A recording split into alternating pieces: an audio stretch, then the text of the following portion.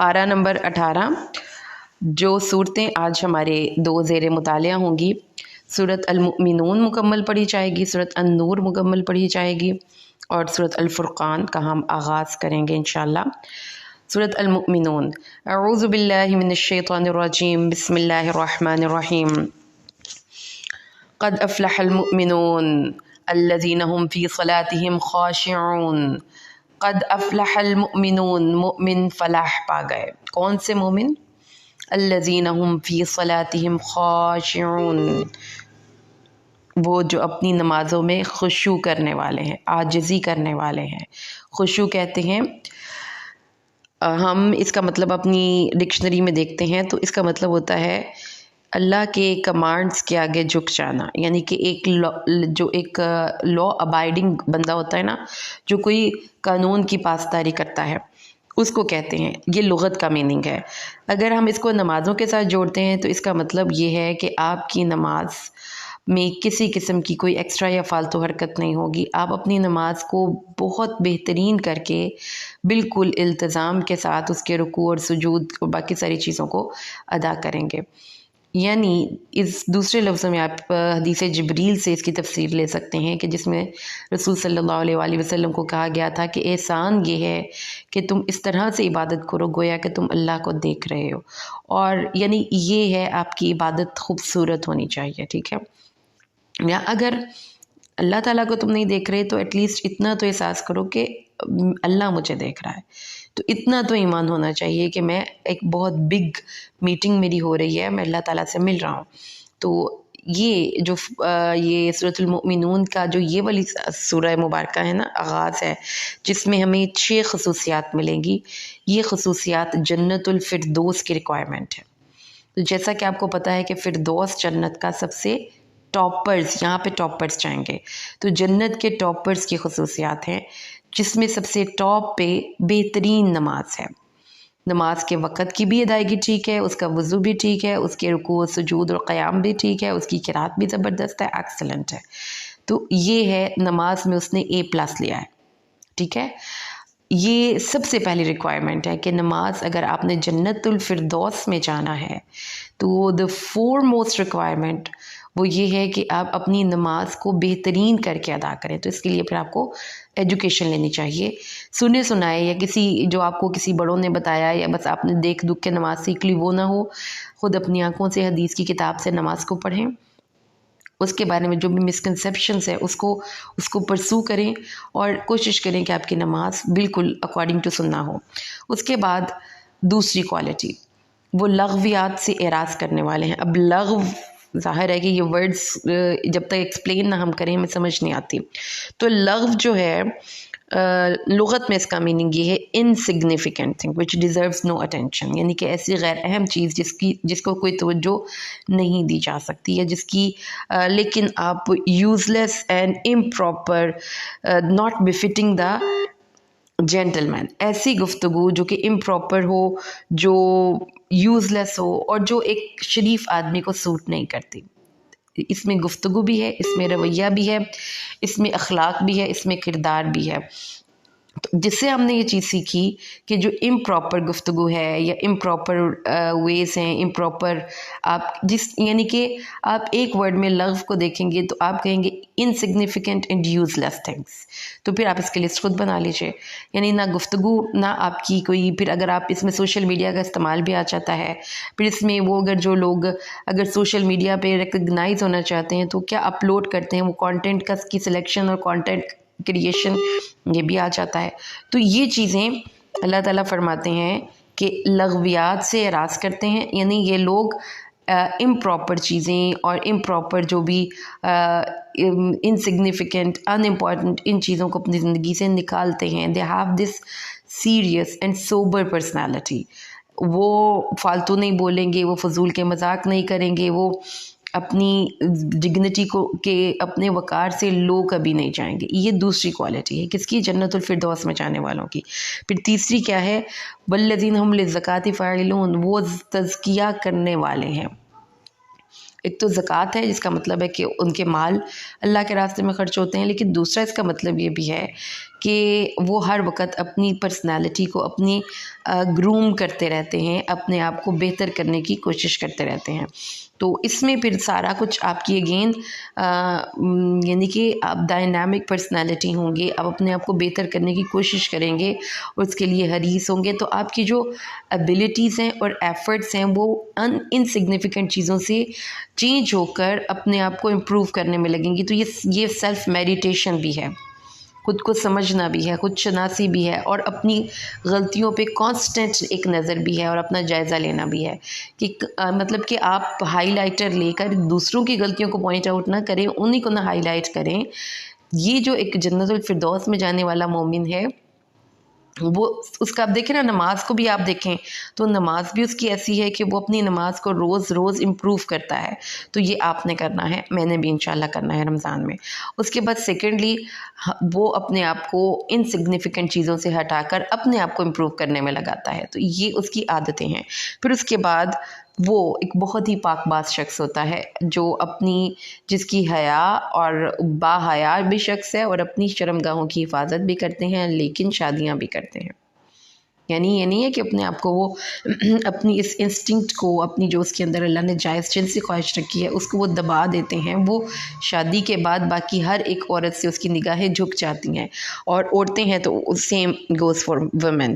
پھر پانچویں کوالٹی کیا ہے کہ وہ امانت دار ہیں اور عہدوں کا پاس رکھنے والے ہیں. تو امانتوں کو لوٹا دینا یہ ایک بہت بہت بگ نیکی ہے. تو اب دیکھیں کہ اس میں اللہ تبارک و تعالیٰ نے جو ہمیں کیریکٹر دیا ہے، اگر ہم ان کوالٹیز کو اپنے کیریکٹر میں لے کر چلتے ہیں تو ہمارا وجود سوسائٹی کے لیے کس قدر بینیفیشل ہوگا. وہ اپنی امانتوں اور عہدوں کی پاسداری کرنے والے ہیں. والذین هم لاماناتہم وعہدہم راعون، رعیت کرنے والے ہیں. رعیت کا مطلب ہوتا ہے نگرانی. یہ پھر لوگ ہیں، اور last but not the least again یہ لوگ ہیں جو اپنی نمازوں کی حفاظت کرنے والے ہیں. تو پہلے اللہ تعالیٰ نے نماز سے شروع کی تھی کوالٹیز اور نماز پہ ختم کی تھی. تو ہم نے یہاں پر قرآن کے اس مقام پر دیکھا کہ جنت الفردوس میں جانے کے لیے ایک بہت اہم کوالٹی آپ کی نماز کی خوبصورتی ہے، نماز کی حفاظت ہے، اور نماز کو اچھے طریقے سے ادا کرنا ہے. اور دوسری کوالٹی کیا ہے کہ آپ اپنی زندگی سے انسگنیفیکنٹ چیزوں کو، غیر اہم چیزوں کو نکال دیں، اور یہ ایک پورا پھر لائف سٹائل ہوگا. ٹھیک ہے، اس میں سادگی آئے گی، اس میں وقار آئے گا، اس میں اپنے آپ ہی کی طرف توجہ ہوگی. تو یہ چیزیں ہیں کہ ایسے لوگ جو خاموش طبع اور اپنی کام سے کام رکھنے والے اور خود کو امپروو کرنے والے، اور پھر جب دوسرے انسانوں کے ساتھ کنڈکٹ کرتے ہیں تو وہ انتہائی کمٹمنٹ کا مظاہرہ کرتے ہیں، اپنے ہر وعدے کو پورا کرتے ہیں، ایسے لوگ جنت الفردوس میں جائیں گے. سمجھ آ گئی؟ تو یہ کوالٹیز نوٹ کریں، کیونکہ ہمیں ٹاپرز بننا ہے تو یہ کوالٹیز ہمارے ذہن میں ہونی چاہیے. ایسا نہ ہو کہ ہم بھول جائیں، کیونکہ قرآن پاک ابھی تو ہم پڑھیں ہمیں یاد ہیں، جب ہم ہفتے بعد ریوائز کرنے لگیں گے تو ہم بھول جائیں گے. اس لیے ان چیزوں کو یاد رکھیے. نیکسٹ جو ٹاپک یہاں پہ ہم اسٹڈی کریں گے وہ ہے دا فیلڈز آف ایمبریولوجی، جو کہ انسان کی جو مدر کے وomb میں یا ماں کے پیٹ میں جو ڈیولپمنٹ ہے، ڈفرینٹ سٹیجز آف ایمبریولوجی، جو کہ آج کی ماڈرن سائنس جن سٹیجز کو ڈیفائن کرتی ہے، یا یہ جو میڈیکل سائنس کے اسٹوڈنٹس پڑھتے ہیں، سیم سٹیجز قرآن کی ان 2 آیات میں آپ پڑھ لیں گے. ہم نے انسان کو نطفے سے یعنی ایک قطرے سے پیدا کیا، پھر ہم نے اس کو ایک جمع ہوا خون بنایا، جمع ہوا خون جو کہ ماں کے رحم کے ساتھ لپٹ جا کر اس کے ساتھ چپک کر پھر وہ کیا کرتا ہے، وہاں سے اپنی خوراک لیتا ہے. پھر ہم نے اس جمے ہوئے خون کو بوٹی بنایا، پھر ہم نے اس بوٹی کو ہڈیاں پہنائی، پھر ہم نے اس کو اور ہی خلقت میں پیدا کر دیا. تو فیلڈز آف ایمبریولوجی اس میں اللہ تبارک و تعالیٰ نے ہمیں بتائی ہیں. پھر اس کے بعد دیکھیں کہ اللہ تبارک و تعالیٰ اپنی ذات کا خوبصورت تعارف ہمیں دیتے ہیں، جس میں اللہ تعالیٰ فرماتے ہیں کہ اللہ تعالیٰ موت اور حیات کے مالک ہیں. اللہ تبارک و تعالیٰ کون ہے؟ جو زندگی اور موت دیتا ہے، زندگی دیتا ہے اور موت بھی وہ دیتا ہے. پھر اللہ تعالیٰ نے فرمایا کہ 7 آسمان اللہ نے تمہارے اوپر پیدا کیے ہیں. اللہ تعالیٰ نے ہمیں قرآن یہ بتاتا ہے کہ یہ آسمان جو ہم اپنی آنکھوں سے دیکھتے ہیں یہ بیسیکلی سب سے نچلا آسمان ہے، اس سے اوپر پیرالل 6 اور آسمان ہے، اور 7ویں آسمان سے اوپر ہمارا رب مستوی ہے اپنے عرش پر۔ تو اس کی مثال دیتے ہوئے حدیث میں آتا ہے کہ جو اللہ کی کرسی ہے اس نے زمین و آسمان کو جو گھیر رکھا ہے، یعنی کہ 7 زمینوں اور 7 آسمانوں کو، اور ان 7 آسمانوں اور زمینوں کی حیثیت اللہ تعالیٰ کی اس کرسی کے مقابلے میں ایسی ہے جیسے کہ تم اپنی انگلی کا ایک چھلا ایک صحرا میں پھینک دو، تو وہ جو 7 زمینوں آسمان ہیں وہ ایک چھلا ہے، اور اللہ کی کرسی وہ ایک بگ صحرا ہے۔ ٹھیک ہے، امیجن ہو گیا۔ اب اس کرسی اور اللہ کا عرش کی جو پروپورشن ہے، یعنی کہ اللہ کا عرش کتنا بڑا ہے اور کرسی اس کے مقابلے میں کیا ہے۔ ناؤ دس ٹائم اللہ کا عرش ایک صحرا ہے اور کرسی جو اللہ تعالیٰ کا ایک قدم رکھنے کی جگہ ہے وہ ایک چھلا ہے۔ تو دیکھیں کہ ان کے نیچے یعنی 7 آسمانوں اور زمینوں کو اگر آپ کمپیئر کریں تو وہ ایک چھوٹا سا چھلا ہے، تو ان 7 آسمانوں اور زمینوں میں ہماری زمین کہاں پہ گئی؟ وہ تو ریت کا ایک ذرہ بھی نہیں بنتی۔ تو یہ اللہ کی عظمت ہے۔ اللہ تعالیٰ نے فرمایا ہے کہ اتنا عظیم الشان تمہارا رب ہے جس نے 7 آسمان کو پیدا کیا، پھر اللہ تعالیٰ نے آسمان سے اندازے سے پانی نازل کیا، پھر اس کو زمین میں ٹھہرایا، پھر اللہ تعالیٰ نے اسے پھل اگائے، کھجوروں کے، انگوروں کے اور زیتون اگایا، جو کہ اللہ تعالیٰ فرماتے ہیں کہ یہ ایک چکنائی لے کر اگتا ہے اور کھانے والوں کے لیے ایک سالن ہے۔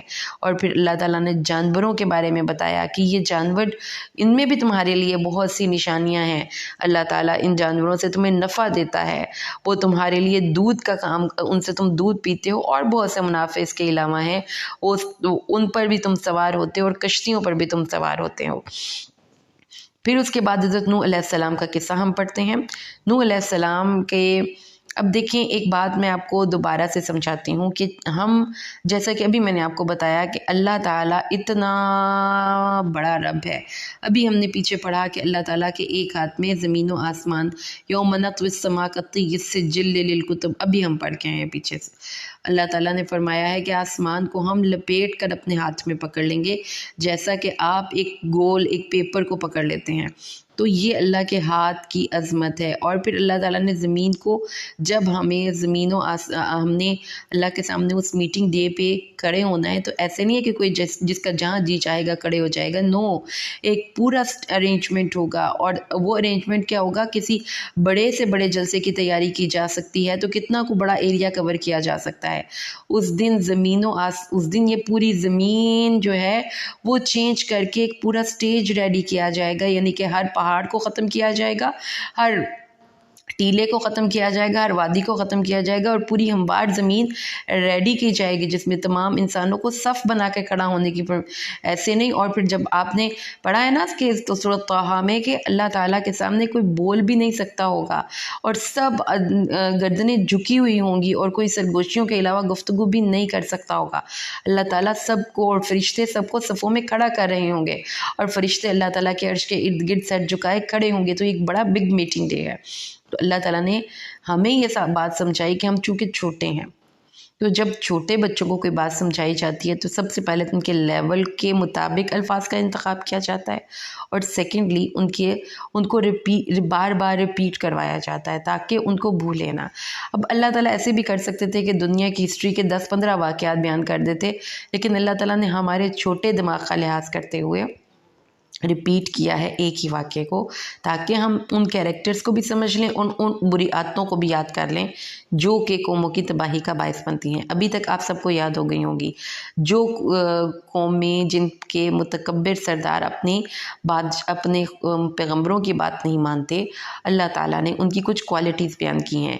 وہ سب سے پہلے یہ کہتے تھے حضرت نوح سے کہ یہ نبی انسان کیوں ہے، یہ نبی جھوٹا ہے، یہ نبی مجنون ہے اور دیوانہ ہے، یہ نبی جو ہے ہمارے باپ دادا یا ہماری ٹریڈیشنز کے خلاف چلتا ہے، اس لیے یہ قابل عمل نہیں ہے۔ پھر حضرت نوح علیہ السلام جو تھے انہوں نے اپنے اللہ سے دعا کی کہ جب اللہ تبارک و تعالیٰ نے نوح کی بات نہیں، نوح علیہ السلام نے اللہ تعالیٰ کی کے سامنے جب عرض کر دی کہ اللہ تبارک و تعالیٰ میری تو بات نہیں سنتے میری قوم کے لوگ، تو پھر اللہ تعالیٰ نے ان کو حکم دیا کہ ایک کشتی بناؤ پیش بندی کے طور پر، کیونکہ اب اس پر عذاب اس قوم پر پانی کا نازل ہوگا۔ تو اللہ تعالیٰ نے اسی وقت فیصلہ کر لیا جب حضرت نوح نے اپنی عرض اللہ کے سامنے پیش کی اور اپنی ناقدری کا شکوہ کر دیا، تو وہیں پہ فیصلے ہو گئے۔ لیکن حضرت نوح کو وہاں سے بحفاظت نکالنا تھا، اس لیے توقف کیا گیا، ویٹ کیا گیا جب تک کشتی نہ بن جائے۔ جب کشتی بن گئی اور اللہ تعالیٰ نے بتایا کہ جب تو سوار ہو جائے اس میں اور ہر چیز کا ایک کپل یعنی کہ ہر جانور کا تو بٹھا لے، تو پھر کہنا کیا؟ پھر اللہ نے اپنے نبی کو دعائیں سکھائی ہیں۔ وَقُلِ الْحَمْدُ لِلَّهِ الَّذِي نَجَّانَا مِنَ الْقَوْمِ الظَّالِمِينَ، اللہ تیرا شکر ہے جس نے مجھے ظالم قوم سے نجات دی۔ اور پھر یہ دعا کرنا رَبِّ أَنزِلْنِي مُنزَلًا مُبَارَكًا وَأَنْتَ خَيْرُ الْمُنزِلِينَ، اور یہی دعا تقریباً یہی الفاظ سورۃ بنی اسرائیل میں آپ پڑھ کے آئے ہیں 15ویں سپارے میں، جہاں پہ اللہ تعالیٰ نے نبی صلی اللہ علیہ وآلہ وسلم کو یہ دعا سکھائی تھی، وَقُلْ رَبِّ أَدْخِلْنِي مُدْخَلَ صِدْقٍ وَأَخْرِجْنِي مُخْرَجَ صِدْقٍ وَاجْعَلْ لِي مِن لَّدُنكَ سُلْطَانًا نَصِيرًا۔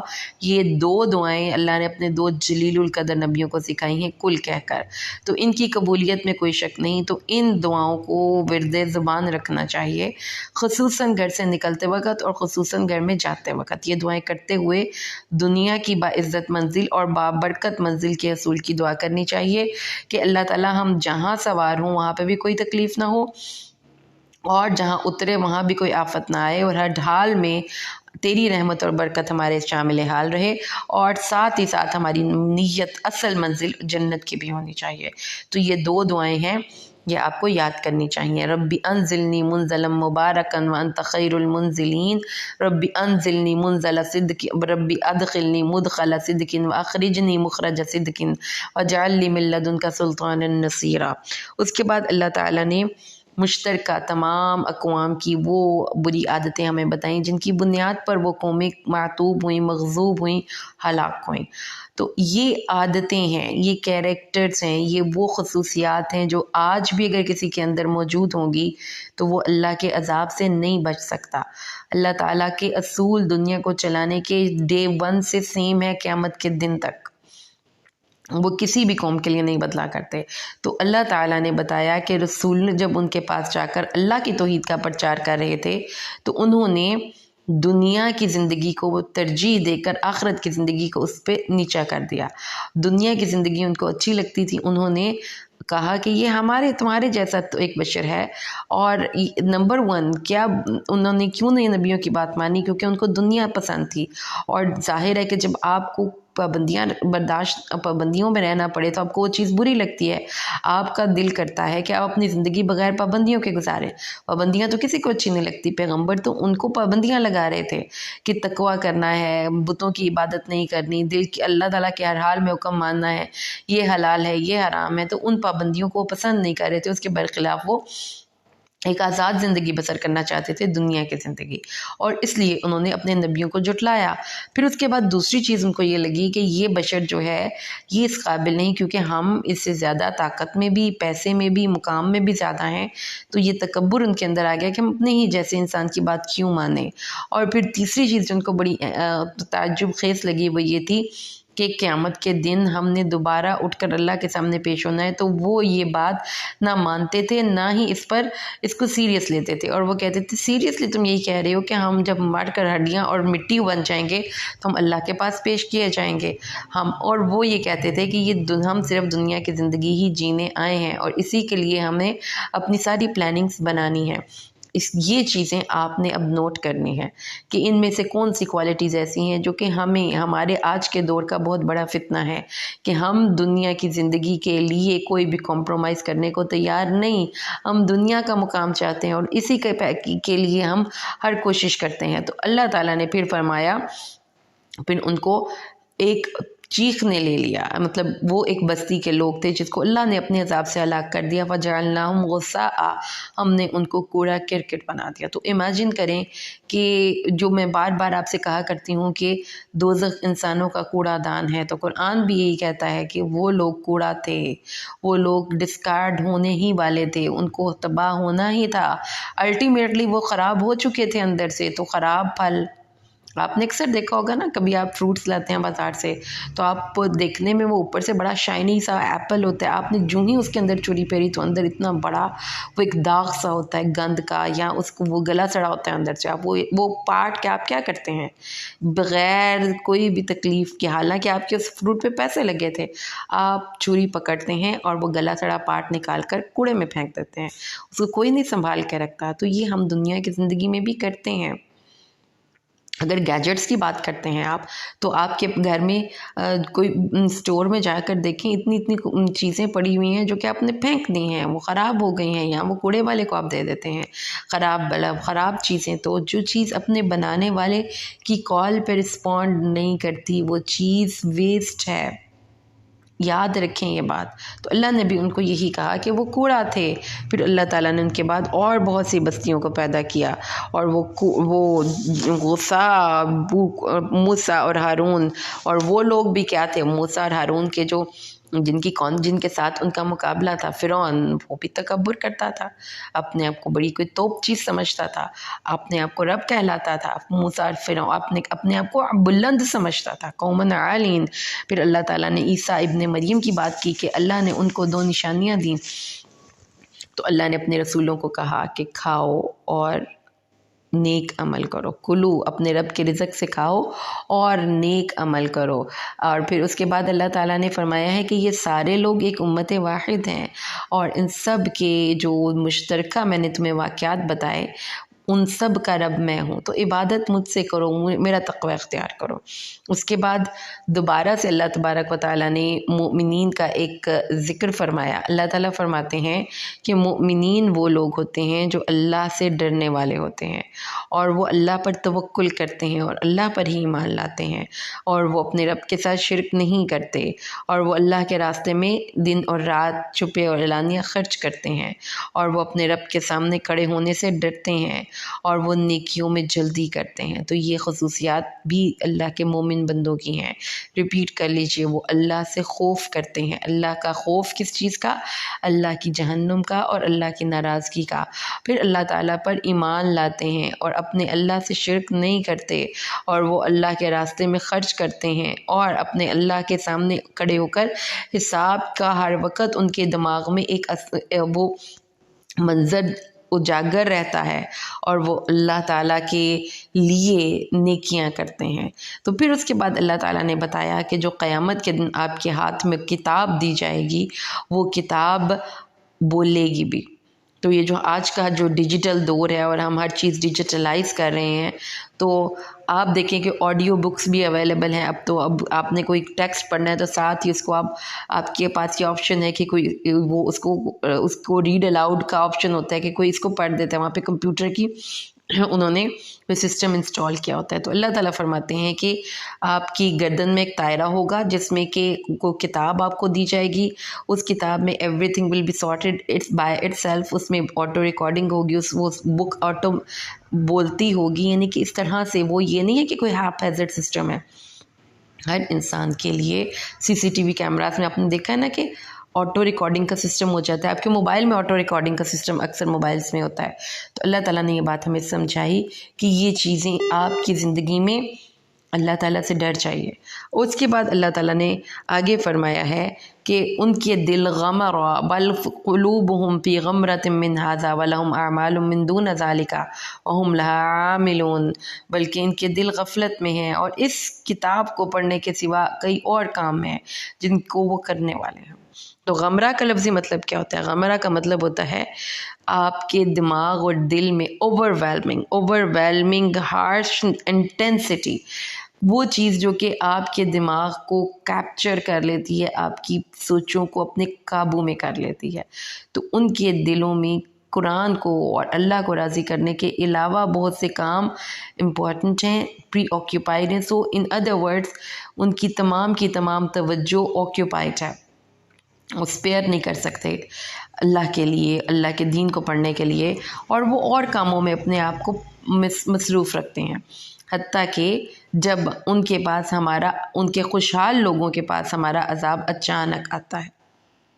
ٹھیک ہے، تو اب میں سمجھتی ہوں کہ یہ جو قرآن میں ہم نے سورۃ المومنون میں ابھی تک پڑھا ہے، کیا ہم نے آج کے لوگوں کی کہانی نہیں پڑھ رہے کہ وہ جو غفلت میں ہیں، وہ جو تکبر کرتے ہیں، وہ جو اپنے نبیوں کی بات نہیں سنتے کیونکہ وہ ٹریڈیشنز کو فالو کرتے ہیں، کیونکہ لوگوں کو دنیا چاہیے، لوگ اپنی جابس کو کے پیچھے رہنا افورڈ نہیں کر سکتے، دے وانٹ ٹو ایکسیل، وہ آگے سے آگے بڑھنا چاہتے ہیں. اور جب ان کے دماغ ان کاموں کے لیے آلریڈی پری آکیوپائڈ ہیں، ان کی پلاننگس ہیں، ان کے لیے تو اس کتاب کو اور اللہ تعالیٰ کو اور دین کو پڑھنا ان کی پلاننگس کا کبھی پارٹ ہی نہیں رہا.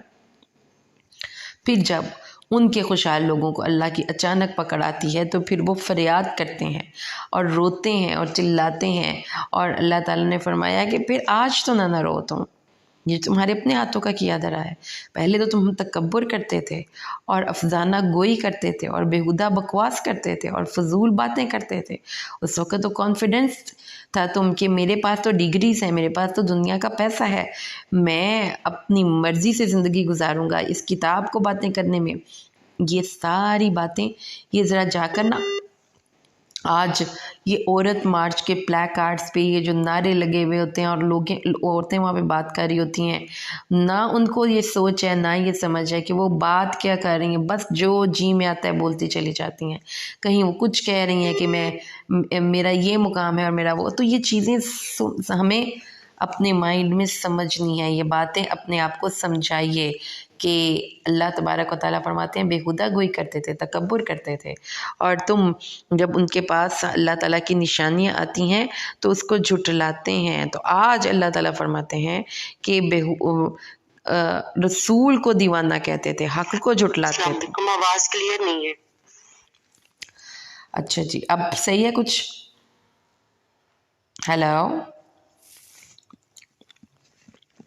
ہیلو رسولوں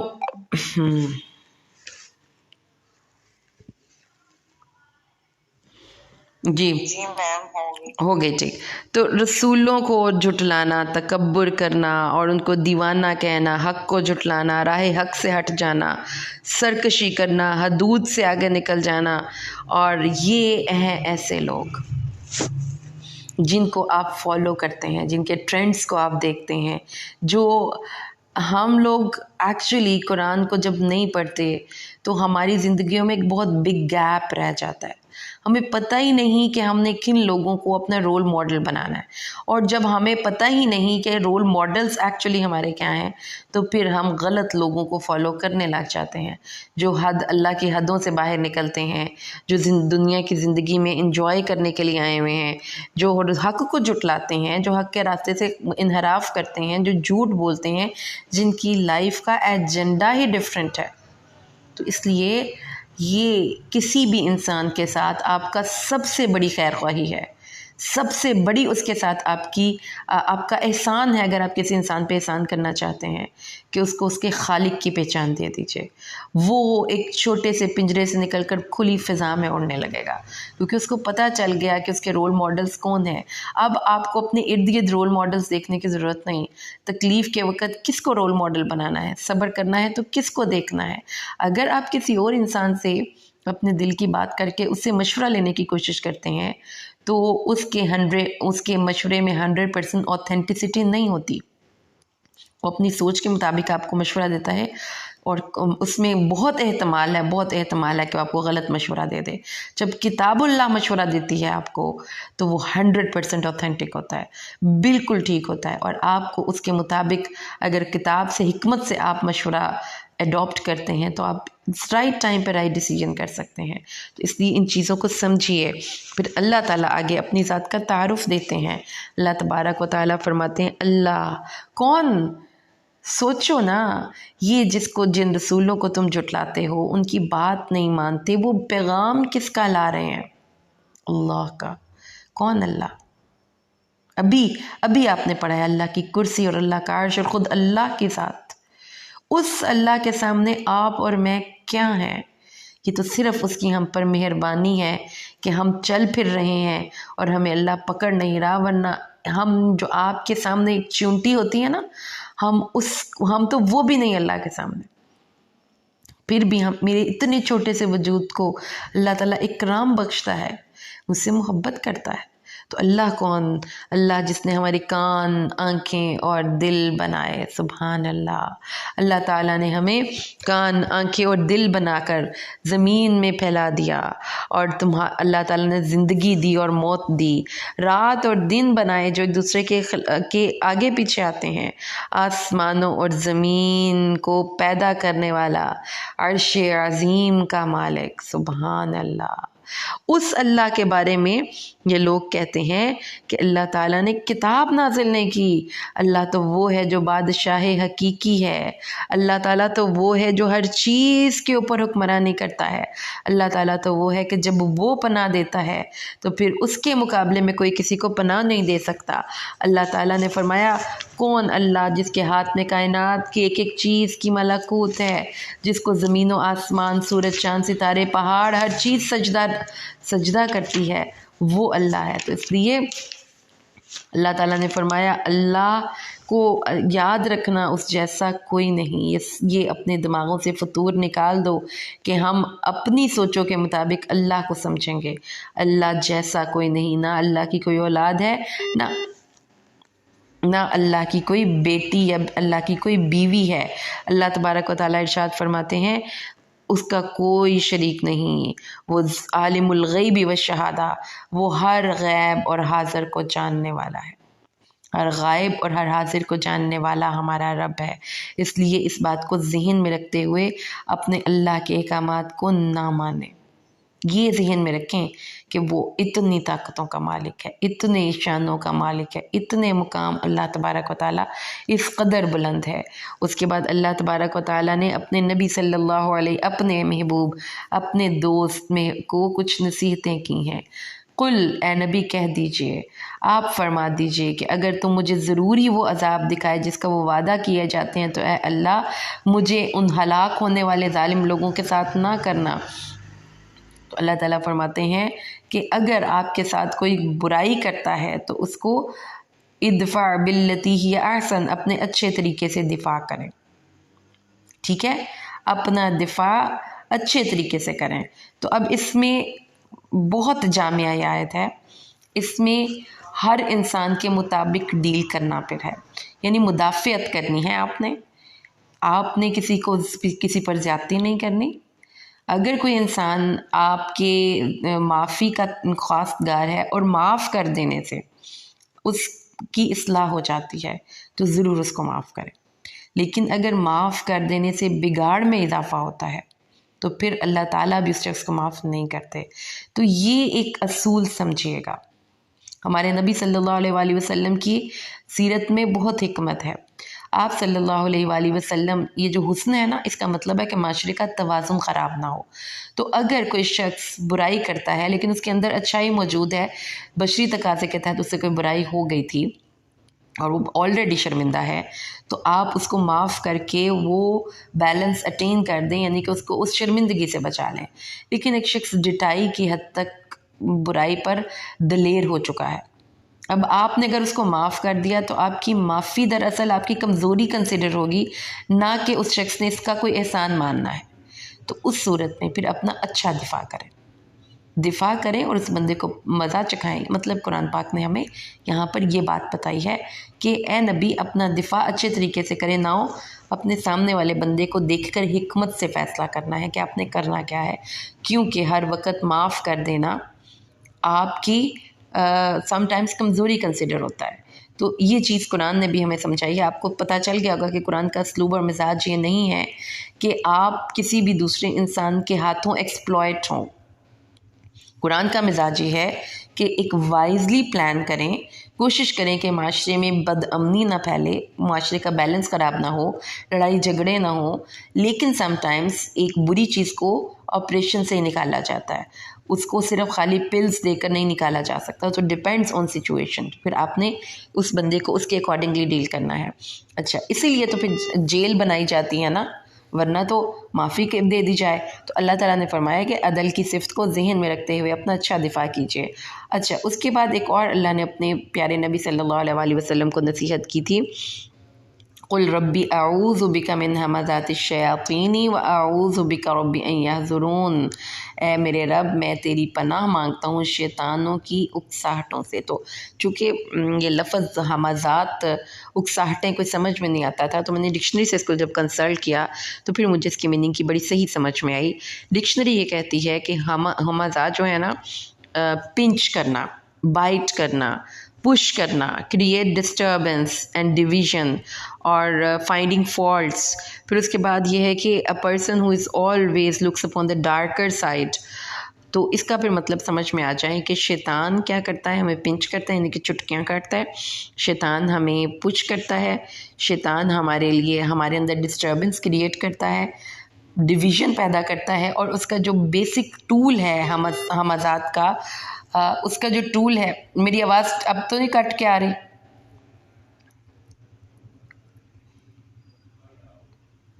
ہیلو، اب ٹھیک ہے، ٹھیک آ رہی ہے۔ شیطان، اب آپ یہ جو شیطان کا ٹول ہے نا، یہ اب ٹھیک ہے، تھینک یو۔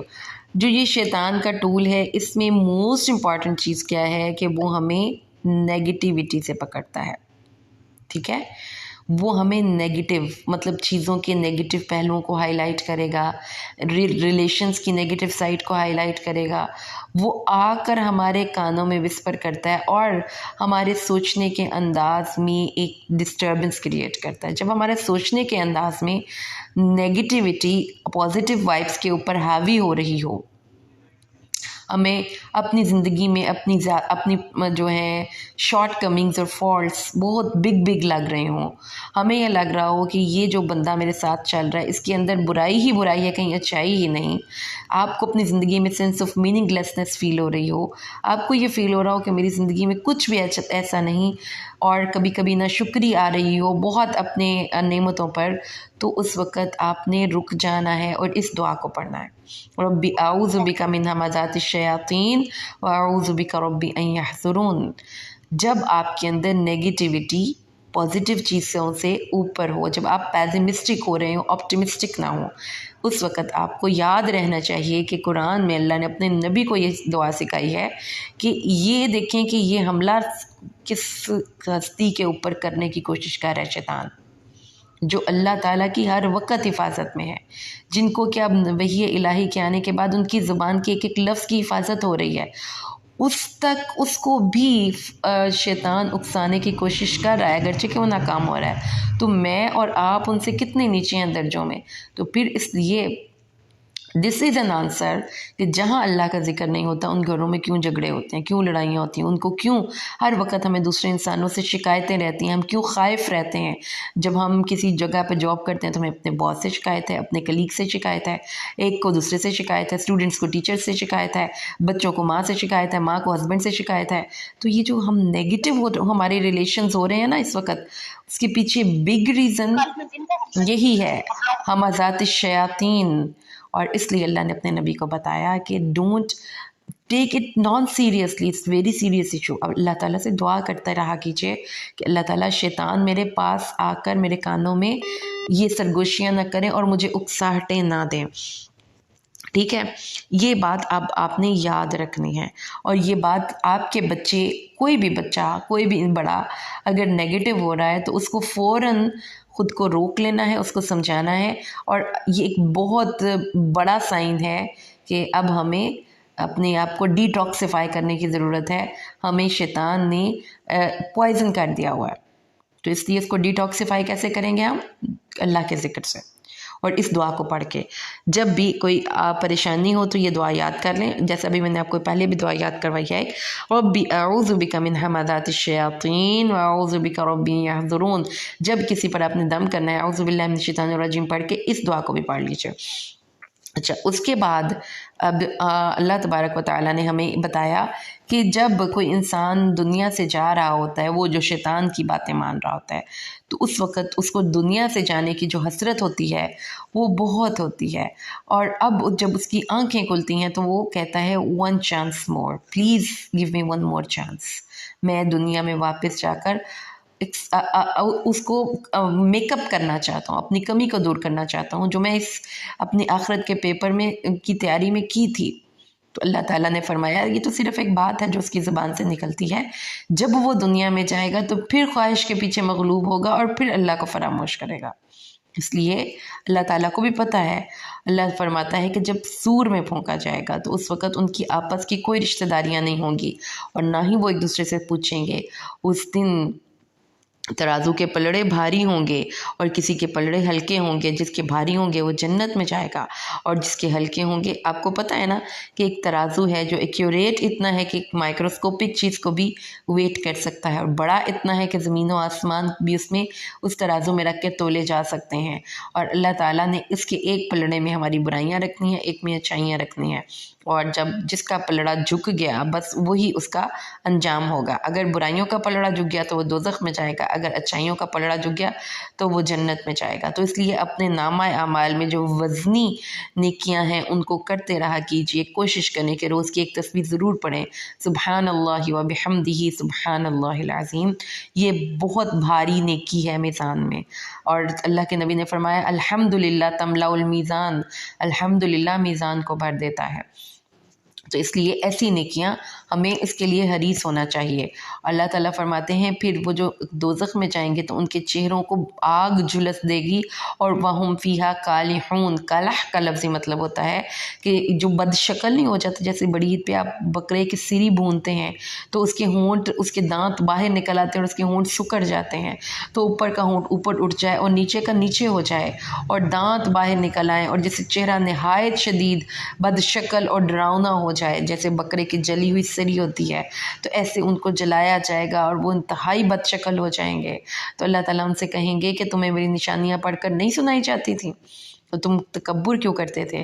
تو وہ کہیں گے اے اللہ ہم پر ہماری بد نصیبی غالب آ گئی، ہمیں دنیا میں بھیج دے، اگر ہم پھر کریں تو ہم ظالم ہیں۔ تو اللہ تعالیٰ کہیں گے شٹ اپ، بکواس نہ کرو، اور مجھ سے آج کلام بھی نہ کرو۔ استغفر اللہ، اللہم لا تجعلنا منہم برحمتک۔ اللہ تعالیٰ فرماتے ہیں میرے بندوں کے ساتھ دنیا میں تم مذاق کرتے تھے، تمہیں لگتا تھا کہ یہ سیریس ایشو نہیں ہے، اور وہ جو کہتے تھے اے اللہ ہم ایمان لائے اور ہمیں بخش دے اور ہم پر رحم فرما، تو تم ان کو مذاق بناتے تھے۔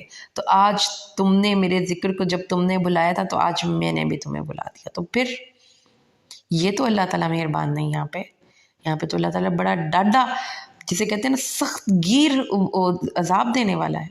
تو یاد رکھیں اللہ اپنے معاملے میں بڑا سخت ہے۔ یہ کسی نے ہمارے دماغ میں غلط سوچ ڈال رکھی ہے کہ اللہ تعالیٰ تو بڑا نرم، جب آپ اللہ سے صحیح طریقے سے چلیں گے نا تو اللہ تعالیٰ نرم ہے، اگر آپ اللہ کے ساتھ صحیح طریقے سے نہیں چل رہے تو پھر وہ کہتے ہیں نا کہ اللہ تعالیٰ اپنی اتھارٹی پروو کرتا ہے۔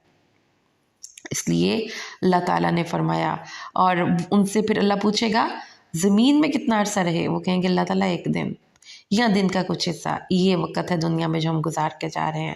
تو اللہ تعالیٰ فرمائے رہے تو تم تھوڑے ہی تھے لیکن عقل کرتے تو میری بات مان کے آتے، تو اس وقت آج اپنی مرضی کی زندگی گزار رہے ہوتے۔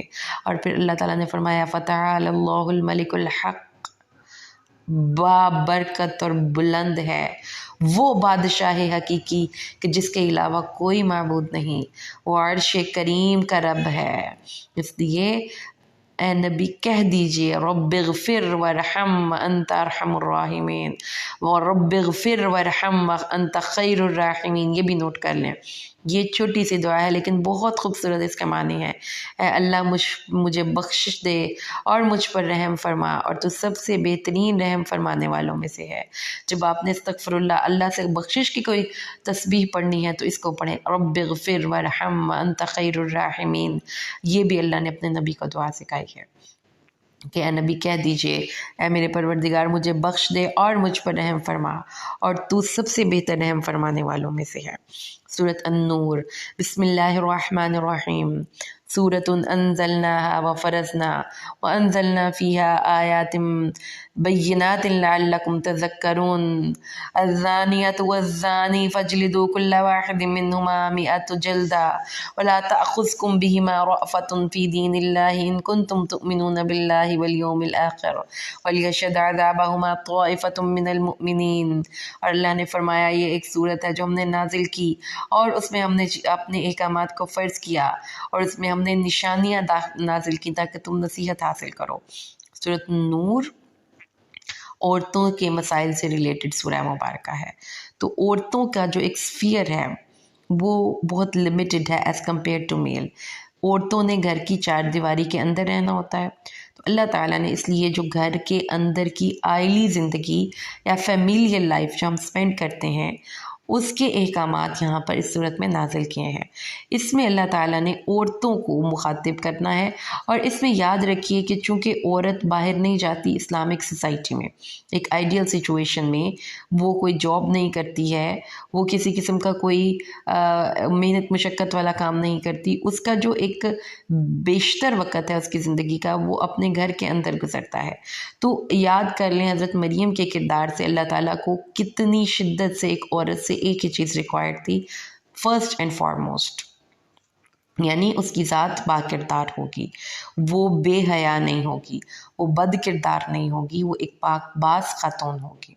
तो इस चीज़ को ज़हन में रखते हुए अब इस सूरह मुबारक का आगाज़ पढ़िए कि अल्लाह ताला ने फरमाया है कि जो ज़ानी है, ज़ानी कौन होता है? जो एक्स्ट्रा मैरिटल अफेयर करता है, यानी कि शादी हो गई, शादी के अलावा अपनी वाइफ के अलावा भी कोई इसने गर्लफ्रेंड या कोई दाश्ता रखी हुई है, और लड़की है, औरत है, उसने अगर शादीशुदा है वो भी एक्स्ट्रा मैरिटल अफेयर रखा हुआ है उसने, अपना कोई बॉयफ्रेंड या आशना, और इनके आपस में मीटिंग्स भी होती हैं और मेटिंग भी होती है। तो ये है ज़िना। अब आप देखें, फील्ड स्टडी करें, अभी आप जाकर ना यूट्यूब पे देखें तो आपको किस किस्म की स्टोरीज़ मिलेंगी कि आप सर पकड़ के एक दफ़ा बैठ जाएंगे। और ये हमारे पाकिस्तान की कहानी है कि एक औरत है जिसने अपने आशना से अपने के साथ भागने के लिए अपने खामद को कत्ल कर दिया, एक मर्द था इसने अपनी बीवी के लिए को कत्ल कर दिया। इस तरह के इतने वाक़यात इस वक्त हमारे अपनी सोसाइटी में हैं कि आप अगर देखें तो इस कदर ये बुराई आम हो चुकी है कि कोई इसको बुराई नहीं समझता, कि इट्स पार्ट ऑफ लाइफ, चलता है भाई चलता है। तो कुरान कहता है कि वो जानी मर्द हो और जानी औरत हो, अगर उसने उनकी शादी नहीं हुई तो उनको 100 कोड़े लगाओ, और अगर वो शादीशुदा होकर ये हरकत करें तो उनको पत्थर मार मार के मार दो। तो ये चीज़ें क्यों हमारी सोसाइटी में इस कदर आम हो गई हैं? हाँ, कसूर पेरेंट्स का है, कसूर हम अपने बच्चों को कुरान नहीं पढ़ाते तो उनके अंदर किरदार की बुलंदी कहाँ से आए? कसूर ये है कि उनके सारे जो वो है ना ज़िंदगी गुजारने के असूल वो मीडिया से ले रहे हैं। और हमारा मीडिया इस वक्त क्या कर रहा है? वो तो प्ले कर रहा है, वो उसका तो टॉपिक ही इस वक्त ये मेल एंड फीमेल रिलेशंस है, एक्स्ट्रा मैरिटल रिलेशन है। शादी हो गई लड़के की तो उसके पीछे एक लड़की है, लड़की की शादी हो गई वो अपने पिछले लवर को नहीं भूल रही, और इसको इस तरह से प्रेजेंट किया जाता है कि इट्स ओके। अगर लड़की की किसी से मोहब्बत है और वो अपने खामद को चीट कर रही है तो इट्स ओके। आपने देखा नहीं हीर रांझा को एक पूरी जनरेशन्स तक इसको एज आ हीरो और हीरोइन पेश किया जाता रहा। हीर जो कि अपने बाप के जो है ट्रस्ट को ख़राब करती है, जो अपने खामद के होते हुए फिर रांझा के साथ ताल्लुकात बनाती है, उसको हमने हीरो हीरोइन बनाया हुआ है। तो ये चीज़ें हमारा मीडिया हमारी ज़हन साजी कर रहा है। कुरान को जब तक समझ के नहीं पढ़ेंगे, अपने बच्चियों को नहीं पढ़ाएंगे तो कैसे हम उनकी ज़हन साजी कर सकते हैं? कि अल्लाह ताला फरमाते हैं कि एक मुसलमान औरत जिसकी शादी हो जाती है, अल्लाह के नबी ने ये क्यों कहा कि अगर अल्लाह के अलावा किसी को सजदा जायज़ होता तो मैं एक मुसलमान औरत को कहता कि अपने खामद को सजदा करे। क्या मतलब है इसका? अल्लाह ताला के नबी जो पैगाम देना चाहते थे वो पता क्या था? जिस तरह अल्लाह की तौहीद में शिर्क नाकाबिले माफ़ी जुर्म है, اور اللہ تعالیٰ اس کو معاف نہیں کرتا، ایسے ہی ایک خاوند کے نکاح میں ہوتے ہوئے اس عورت کے لیے بے وفائی ایسے ہی ناقابل معافی جرم ہے۔ یہ چیز اللہ کی نظر میں بہت ویلیو رکھتی ہے کہ کسی نیک عورت کے کردار کو داغدار کرنے کی کوشش کی جائے، یا ایک عورت شادی ہوتے ہوئے یا غیر شادی شدہ ہوتے ہوئے wedlock, outside wedlock, کسی بھی غیر مرد کے ساتھ اپنے جنسی تعلقات استوار کرے یا کوئی بھی تعلقات استوار کرے۔ تو اس چیز کو ہمارے معاشرے میں ہم نے ہی فائٹ بیک کرنا ہے، ورنہ جو میڈیا پہ اس وقت گیمز چل رہی ہیں، تو چھوٹے چھوٹے بچوں کے کارٹونز میں انہوں نے گرل فرینڈس کا کانسیپٹ دیا ہوا ہے۔ ڈوریمون کارٹونز نہیں دیکھتے بچے، ان کی اس کی فرینڈ۔ تو یہ چیزیں کیوں پروموٹ کی جا رہی ہیں؟ اس چیز کو سمجھنے کی ضرورت ہے کہ زانی مرد اور زانی عورت اللہ کی نظر میں بہت بڑا مجرم ہے۔ یہ اوکے نہیں ہے کہ جس کو آپ بالکل لائٹ لیتے ہیں۔ اللہ تعالیٰ فرماتے ہیں کہ ان دونوں کو 100 کوڑے لگا بھی، جو ویلنٹائنس ڈے چل پڑا ہے۔ یہ چیزیں کیوں ہماری سوسائٹی میں عام ہو رہی ہیں؟ فرینڈ شپس، یہ وہ، کیونکہ نکاح نہیں کرتے ہم بچوں کے ٹائم پہ، اور نہ ہی ان کو چیک اینڈ بیلنس دیتے ہیں، نہ ان کو دین کا کوئی علم دیتے ہیں، نہ ان کے ذہن میں اس طرح کا کوئی خیال ہے کہ یہ گناہ کبیرہ ہے۔ اللہ کو سخت ناپسند ہے لڑکی کا لڑکے سے دوستی کرنا، لڑکے کا لڑکی سے دوستی کرنا، اور ان کی جو ہے ایک نان سیریس گفتگو فون پہ، یا ایک دوسرے کے ساتھ اس طرح کے غلط تعلقات۔ اللہ تعالیٰ فرماتے ہیں کہ دونوں کو جب تم کوڑے لگاؤ تو ایک جماعت کو وہاں پہ موجود، اور تمہارے دلوں میں رحم بھی نہ آئے ان کو یہ تکلیف دیتے وقت۔ اور یاد رکھو وَلْيَشْهَدْ عَذَابَهُمَا طَائِفَةٌ مِّنَ الْمُؤْمِنِينَ، مومنوں کی ایک جماعت اس وقت موجود ہو، کیونکہ زانی مرد کے ساتھ نکاح کوئی نہ کرے مگر زانی عورت۔ تو ہماری سوسائٹیز میں اس چیز کو بالکل کوئی سمجھتا ہی نہیں کہ یہ کوئی برائی بھی ہے، اور یہ اپنی نظر بازی بھی کوئی برائی ہے، اور یہ کسی دوسری عورت کی طرف دیکھنا بھی کوئی برائی ہے، یا یہ بے حیائی بھی کوئی برائی ہے۔ اس کو اس طرح سے پریزنٹ کیا گیا ہے کہ now it has become quite okay, اور خاص طور پہ ہمارے نوجوان بچوں کے لیے، کہ لڑکیوں کے ساتھ دوستی، یونیورسٹی کالج اسکول میں بچے اکٹھے پڑھتے ہیں، ایک دوسرے کے ساتھ بیٹھ جاتے ہیں، فرینڈ شپس کرتے ہیں، ایک دوسرے کے ساتھ جاب کرتے ہیں، تو ایک دوسرے کے بھائی بہن، اور بالکل ایزیلی ایک دوسرے کے ساتھ فرینکلی گفتگو ہو رہی ہے، کوئی کانسیپٹ نہیں نہ محرم نہ محرم کا۔ یہ چیزیں ہم نے سکھانی، اس لیے صورت نور عورتوں کی صورت ہے۔ سب سے پہلے اللہ نے اپنی ناراضگی کا اظہار کیا کہ یہ بہت ناپسندیدہ حرکت ہے۔ پھر اللہ تعالیٰ نے فرمایا لیکن دوسری طرف کچھ لوگ ایسے بھی ہوتے ہیں جو نیک عورتوں پر تہمت لگاتے ہیں، تو ایسے لوگوں کو اللہ تعالیٰ نے فرمایا 80 کوڑے لگاؤ، اور کبھی بھی ان کی گواہی قبول نہ کرو، کیونکہ یہ لوگ نافرمان ہیں۔ لیکن جو اس سے پہلے توبہ کر لے اور اپنی اصلاح کر لے تو اللہ بخشنے والا مہربان ہے۔ پھر دوسری سچویشن کیا ہے کہ اگر کوئی مرد اپنی بیوی کو بدکاری کرتے ہوئے اپنے بیڈ روم میں پکڑ لے، اب وہاں پر کو تو گواہ نہیں لا سکتا نا، کیونکہ جب ان کو سنسار کرنا ہے تو اس کی اسٹرکٹ کرائٹیریا ہے اس کی انویسٹیگیشن کا۔ یہ نہیں کہ کس نے آ کے کہہ دیا جی کہ یہ عورت زنا کر رہی تھی تو اس کو آپ نے سنسار کر دینا ہے۔ اس معاملے کو پوری طرح سے انویسٹیگیٹ کیا جائے گا، اور انویسٹیگیشن کے پروسیس میں 4 مرد گواہ وہاں پر موجود ہوں گے تو ایگزیکیوٹ کی جائے گی سزا، ادروائز نہیں کی جا سکتی۔ تو اگر کسی نے کسی کے کردار پر جھوٹی تہمت لگائی تو اس کو 80 کوڑے مارے جائیں گے۔ یعنی اگر کسی نے کہہ دیا ایسے کہ یہ عورت کا کردار خراب ہے، تو اسلامک شریعہ اس کو یا کورٹ سے کہے گی اپنی ایویڈنس میں 4 گواہ لاؤ۔ اگر 4 گواہ نہیں ہیں تو تمہیں کسی نے اجازت نہیں دی کہ تم اپنی زبان کھولو، اپنی زبان بند رکھو۔ تو اس کا مطلب پھر کیا ہوا کہ جس کو سنسار کیا جانا ہے وہ اس قدر بے حیا ہے کہ اس نے کسی کا لحاظ نہیں کیا اور اس نے سب کے سامنے غلط حرکت کی، تو اس کو سنسار کیا جائے گا۔ وہی بات جو برائی کے ساتھ ڈٹائی ہے۔ اگر کسی نے کسی کو دیکھ لیا ہے لیکن اس کے پاس 3 فردر گواہ موجود نہیں ہیں تو وہ خاموش رہے گا، ورنہ اس کو 80 کوڑے مارے جائیں گے۔ یہ قرآن کا ہمیں حکم دیا گیا ہے تاکہ لوگ ایک دوسرے کے کردار کے بارے میں بات کرتے وقت حد درجہ محتاط ہوں، اور دوسری طرف کوئی یہ غلط کاری کرتے وقت بھی محتاط ہو۔ تو دیکھیں کہ سوسائٹی میں کس طرح سے اللہ تعالیٰ نے اس چیز کا سد باب کیا ہے اور کلا کما کیا ہے۔ اللہ تعالیٰ نے فرمایا اگر یہ لعان کیا ہے، اگر ایک خامد بیڈ روم میں دیکھتا ہے کہ میری وائف کسی دوسرے آدمی کے ساتھ غلط کاری کر رہی ہے، تو وہ اس کے پاس تو اب 4 گواہ نہیں، لیکن وہ اپنی بیوی کے ساتھ رہ بھی نہیں سکتا، تو وہ 4 دفعہ اللہ کی قسم کھا کے کہے گا کہ یہ عورت جو میں کہہ رہا ہوں یہ سچ کہہ رہا ہوں، اور 5ویں دفعہ کہے گا کہ اگر میں جھوٹ بولوں تو مجھ پہ اللہ کی لعنت ہو، اور وہ عورت اپنے سے عذاب کو یوں دور کرے گی کہ وہ 4 دفعہ اللہ کی قسم کھائے گی کہ جو یہ میرا خامد کہہ رہا ہے یہ جھوٹ بول رہا ہے، اور 5ویں دفعہ وہ اللہ کہے گی کہ اگر یہ سچا ہے تو مجھ پر اللہ کا غضب۔ اس طرح اگر وہ دونوں میاں بیوی قسم کھا لیتے ہیں تو وہ ایک دوسرے سے علیحدہ ہو جائیں گے، اور جس نے جھوٹ بولا اس کا معاملہ اللہ کے سپرد۔ اچھا، اس کے بعد یہاں پر واقعہ افک آتا ہے۔ حضرت عائشہ ام المومنین عائشہ صدیقہ کی کردار پہ تہمت لگنے کا واقعہ ہے یہ، اور اس پہ اللہ تعالیٰ نے قرآن پاک میں بہت غصے کا اظہار کیا۔ واقعہ یوں ہوا کہ غزوہ بنی مستلق میں رسول صلی اللہ علیہ وسلم جو تھے ان کے ساتھ عائشہ صدیقہ رضی اللہ تعالیٰ عنہ تھیں۔ اچھا جی، جب نبی پاک صلی اللہ علیہ وسلم جب کسی سفر پر جاتے تھے تو ان کی عادت مبارک تھی کہ اب اپنی ازواج مطہرات میں سے کسی کو ساتھ لے کر جاتے تھے، تو وہ قرآن اندازی کرتے تھے۔ اس غزوے میں حضرت عائشہ کا نام نکل آیا۔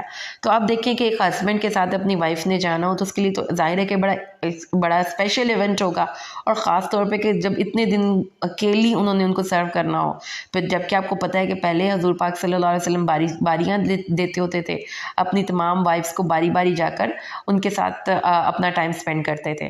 تو اب یہ ان کے لیے بڑا بگ ایونٹ، تو وہ اپنے جو ہے نا تیار ہو کے جاتی تھیں، سج سنور کے جاتی تھیں، اور وہ وہ اپنی سسٹر سے ادھار سا لے لیتی تھی۔ اس ہار کا کوئی ہک وغیرہ کا پرابلم تھا، وہ گر جاتا تھا۔ اب آپ کو پتہ ہے کہ پچھلا بھی جب حضرت عائشہ کی وجہ سے تیمم کی آیات نازل ہوئی ہیں تب بھی اس میں ہار گر گیا ہوا تھا، تو حضور پاک نے اس ہار کو ڈھونڈنے کے لیے قافلے کو پڑاؤ ڈالنے کا حکم دیا، تو پانی نہیں تھا، نماز کا وقت آ گیا، تو وہاں پہ تیمم کی آیات نازل ہوئی۔ اب یہاں پر بھی یہ ہوا کہ حضرت عائشہ فرماتی ہیں میں قضاء حاجت کرنے گئی نا، تو دیکھا کہ میرا ہار گما ہوا ہے۔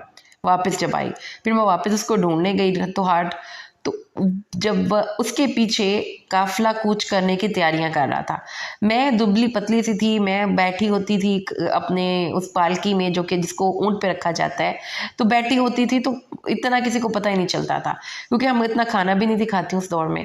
تو انہوں نے کہا کہ انہوں نے ایسی ہی پالکی اٹھا کر اس کے اوپر اونٹ کے اوپر رکھ دی، ان کو پتہ ہی نہیں چلا کہ میں اس میں نہیں ہوں، اور لے گئے۔ اب جب میں واپس آئی تو دیکھا قافلہ تو کوچ کر گیا، میں نے کہا جب مجھے نہیں پائیں گے تو واپس لینے تو آئیں گے، تو میں وہیں پہ لیٹ گئی۔ اب قافلے کے پیچھے حضرت صفوان بن معطل، یہ ان کی ڈیوٹی تھی کہ وہ پیچھے پیچھے آئیں اور دیکھیں کہ کوئی چیز گری تو نہیں ہوئی۔ جب انہوں نے دیکھا کہ میں وہاں پہ ہی رہ گئی ہوں تو انہوں نے کہا انا للہ و انا الیہ راجعون، رسول اللہ کی بیوی تو یہیں رہ گئیں۔ انہوں نے چونکہ پردہ کا حکم نازل ہونے سے پہلے مجھے دیکھا ہوا تھا، اب انہوں نے اپنا اونٹ بٹھایا، میں اس پہ بیٹھی، وہ اونٹ کی نکیر تھامی، اور اس کے علاوہ ہماری بات بھی کوئی نہیں ہوئی، اور وہ مجھے لے کر چل پڑے۔ اب جب ہم قافلے سے ملے تب وہ دوپہر کے سستانے کے لیے پڑاؤ ڈال رہے تھے۔ جب دیکھا کہ یعنی کہ اس وقت پھر کیا ہوا کہ سب بیٹھے ہوئے ہیں اور ان میں یہ 2 لوگ آ رہے ہیں، تو اس میں جو عبداللہ بن ابی نے شرارت کیا کی، اچھا تو کوئی اور ہی معاملہ تھا، یعنی انہوں نے حضرت عائشہ کے کردار کو حضرت صفوان کے ساتھ داغدار کرنے کی کوشش کی، نعوذ باللہ۔ حضرت عائشہ کو پتہ نہیں، اور یہ 6 مگوئیاں پورے شہر میں ہو رہی ہیں۔ ان دا مین ٹائم حضرت عائشہ خود بیمار ہو گئی، لیکن ان کو رسول پاک صلی اللہ علیہ وسلم سے وہ محبت نہیں مل رہی تھی، لیکن وہ سوچ رہی تھی کہ شاید وہ مصروف ہیں کیونکہ وہ غزوے سے واپس آئے تھے۔ جب حضرت عائشہ ایک دن رات کو قضاء حاجت کرنے کے لیے گئیں ام مستہ کے ساتھ، تو انہوں نے یہ سارا واقعہ حضرت عائشہ کو کہہ سنایا کہ دیکھیں شہر میں تو یہ باتیں ہو رہی ہیں۔ تو حضرت عائشہ کو جب پتہ چلا تو پھر وہ اپنے میکے چلی گئیں، اور وہ خوب روئیں، مطلب کہ انہوں نے حدیث کے الفاظ ہیں کہ میری آنسو نہیں تھے تھمتے، ساری رات میں سوئی نہیں، اور مجھے تو پتہ ہی نہیں تھا کہ میرے ساتھ یہ ہو گیا ہے۔ پھر حضور پاک صلی اللہ علیہ وسلم اگلے دن آئے اور عائشہ رضی اللہ عنہ سے فرمانے لگے کہ آپ سے اگر کوئی غلطی ہو گئی ہے تو آپ اللہ سے کہ حضور توبہ کر لیں۔ تو حضرت عائشہ کہتے ہیں یہ بات سن کے تو میرے آنسو بالکل ہی خشک ہو گئے، لیکن پھر انہوں نے کہا کہ دیکھیں جو بات آپ سب لوگوں نے اپنے دماغ میں سوچ لی ہے وہ بات حقیقت تو نہیں لیکن آپ کے دماغ میں تو بیٹھ گئی ہے. اب اگر وہ میں بات مان لوں جو آپ کہہ رہے ہیں جو کہ حقیقت میں غلط ہے تو میری بات آپ نہیں مانیں گے.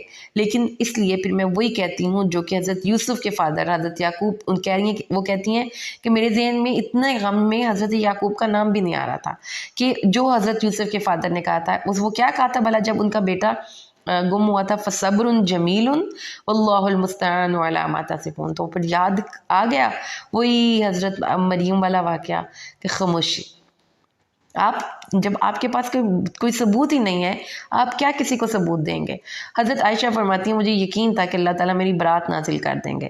تو پھر حضرت عائشہ فرماتی ہیں کہ وہیں پہ اللہ کے نبی بیٹھے ہوئے تھے تو ان پر یہ آیات نازل ہوئیں جس میں کہ اللہ نے آسمانوں سے میری برات اتاری. اور وہ کہتی ہیں میں اپنے آپ کو اتنا نہیں سمجھتی تھی کہ اللہ تعالیٰ میرے بارے میں قرآن میں آیتیں نازل کریں گے. مجھے یہ تھا کہ جبریل آئیں گے آ کے بتا جائیں گے. تو اس بات پہ حضرت عائشہ یہ سارا واقعہ آپ نے پڑھ لیا ہے. تو اس میں کچھ باتیں غور طلب ہیں جس میں سب سے امپورٹنٹ بات ہے وہ یہ ہے کہ قرآن پاک میں اللہ تعالیٰ نے کردار کے حوالے سے بدگمانی کرنے سے سختی سے منع کیا ہے. کسی بھی لڑکی یا لڑکے کے چکر یہ جو اس کا تو چکر ہے. آپ دیکھیں کہ ہم اس قسم کی گفتگو کرنے میں کس قدر کیئرلیس ہیں جبکہ قرآن کہتا ہے کہ حد درجہ محتاط ہوں. ایسی کوئی گفتگو کوئی کرتا بھی ہے تو اس کو روک دیں کہ یہ بات قرآن نے ہمیں منع کی ہے. کسی کے بھی کردار کے بارے میں بدگمانی نہیں کرنی. اور پھر اللہ تعالیٰ نے فرمایا کہ جب اور خاص طور پہ یہ نبی صلی اللہ علیہ وسلم کے گھرانے کی بات ہو رہی ہے تو اس وقت تو تمہیں جس بھی بندے نے تمہیں یہ بات کی تھی اس کو فوراً شٹ اپ کال دینی چاہیے تھی. یہ بات تم غلط کر رہے ہو. تم نے اس کی بات سنی اس کی بات کو آگے پہنچایا. اللہ تعالیٰ کو یہ بات بہت بری لگی. اور اگر اللہ تعالیٰ کا رحم اور فضل تمہارے کے شامل حال نہ ہوتا تو جو کام تم کر چکے تھے اس کے مقابلے میں اس کے بدلے میں تمہاری کمیونٹی میں بہت بڑا عذاب نازل ہوتا. یہ اس واقعے کا ایک پہلو ہے. اب دوسرا پہلو عبداللہ بن ابی کی طرف سے ہے. مسلمانوں کو اللہ کو بڑا غصہ چڑھا عبداللہ بن ابی پہ تو اللہ تعالیٰ نے فرمایا اس کو برا نہ سمجھو یہ تمہارے لیے بہتر ہے. کیوں بہتر ہے کہ یہ اب اس کی فائنل شرارت تھی. اب اس کا غلیظ چہرہ سب نے دیکھ لیا. اس کے بعد اس کو جرت نہیں ہوئی کہ اسلامک کمیونٹی میں کوئی غلط بات پھیلا سکے یا کوئی افواہ پھیلا سکے. اس کے بعد اللہ تعالیٰ نے فرمایا کہ جو یہ جھوٹ گھڑ کے لائے تھے ان کو چاہیے تھا نا کہ اپنے اس پروف میں ایویڈنس بھی پیش کرتے. اور اگر اب ان کے وہ کوئی گواہ پیش نہیں کر رہے کوئی ایویڈنس پیش نہیں کر رہے تو اللہ کے نزدیک وہ جھوٹے ہیں. اب سمجھ آ گئی آپ کو کہ بغیر ثبوت کے نہ آپ نے کسی سے بات لینی ہے نہ آپ نے کوئی بات کرنی ہے. نہ آپ بغیر ثبوت کے بغیر کسی بھی چیز کے سیلف ایگزمپشن کی بیس پر کوئی بات کریں گے. جیسا کہ ایک حدیث میں آتا ہے کہ رسول صلی اللہ علیہ وآلہ وسلم ایک دفعہ معتکف تھے اعتکاف میں تھے تو ان کی ایک زوجہ مطہرہ ان سے ملنے آئیں اعتکاف میں. جب آپ ان کو چھوڑنے جا رہے تھے جب وہ جا رہی تھی تو انہوں نے کہا ٹھہرو میں تمہیں چھوڑ کے آتا ہوں. جب وہ چھوڑنے جا رہے تھے اندھیرا تھا تو آپ جب اپنی بیوی کو چھوڑنے جا رہے تھے تو 2 انصار صحابہ وہاں سے گزرے تو ایک نے مڑ کے دیکھا. رسول صلی اللہ علیہ وسلم نے اس کو وہیں پہ روک لیا اور آپ نے فرمایا یہ میری بیوی ہے اور اس کو میں گھر چھوڑنے جا رہا ہوں. تو انہوں نے کہا سبحان اللہ اللہ کے نبی ہم آپ کے بارے میں ایسی بات کیوں سوچیں گے. یعنی کہ اللہ کے نبی نے فرمایا کہ شیطان انسان کی رگوں میں خون بن کر دوڑتا ہے. میرے ذہن میں آیا کہ شاید تمہیں یہ بدگمانی نہ ہو کہ کس کو آدھی رات کو چھوڑنے چاہ رہے تھے تمہیں میں نے بتا دیا. تو یہ چیزیں قرآن نے ہمیں بتائی ہیں کہ بدگمانیوں سے بچتے ہوئے زندگی گزاریں.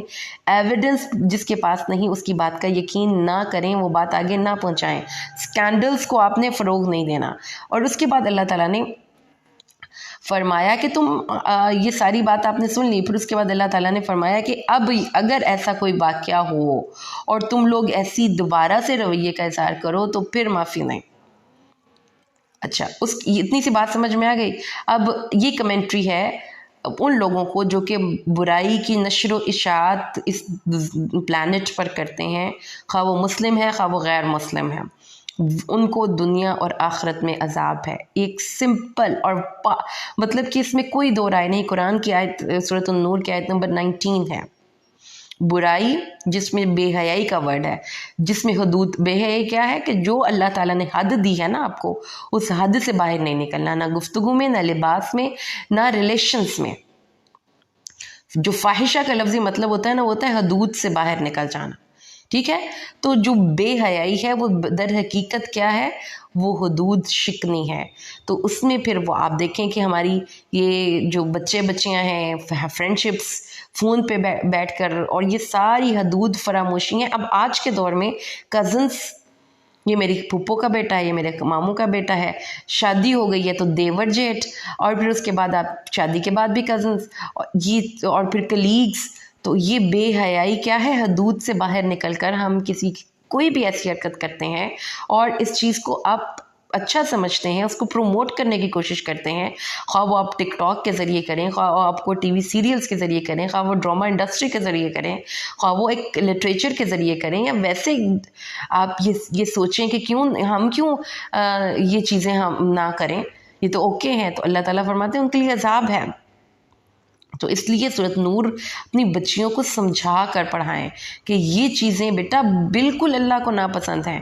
ایک سوسائٹی کے اندر ہر ریلیشن ویل ڈیفائنڈ ہونا چاہیے، اور خاص طور پہ عورتوں کی سائڈ سے یہ بات ہمیں سمجھنی چاہیے کہ ہم جو مرد کا رشتہ ہے وہ ہر صورت میں عورت کی پروٹیکشن بھی ہے، عورت کے لیے تحفظ بھی ہے، عورت کے لیے بہت بڑی سپورٹ بھی ہے، اگر وہ شریعت کے دائرے کے اندر ہو اور وہ ویل ڈیفائنڈ ہو، اور وہ وہی ریلیشن ہو جو کہ اللہ تعالیٰ نے قرآن میں بتایا ہے جو آپ کے محرم رشتے ہیں.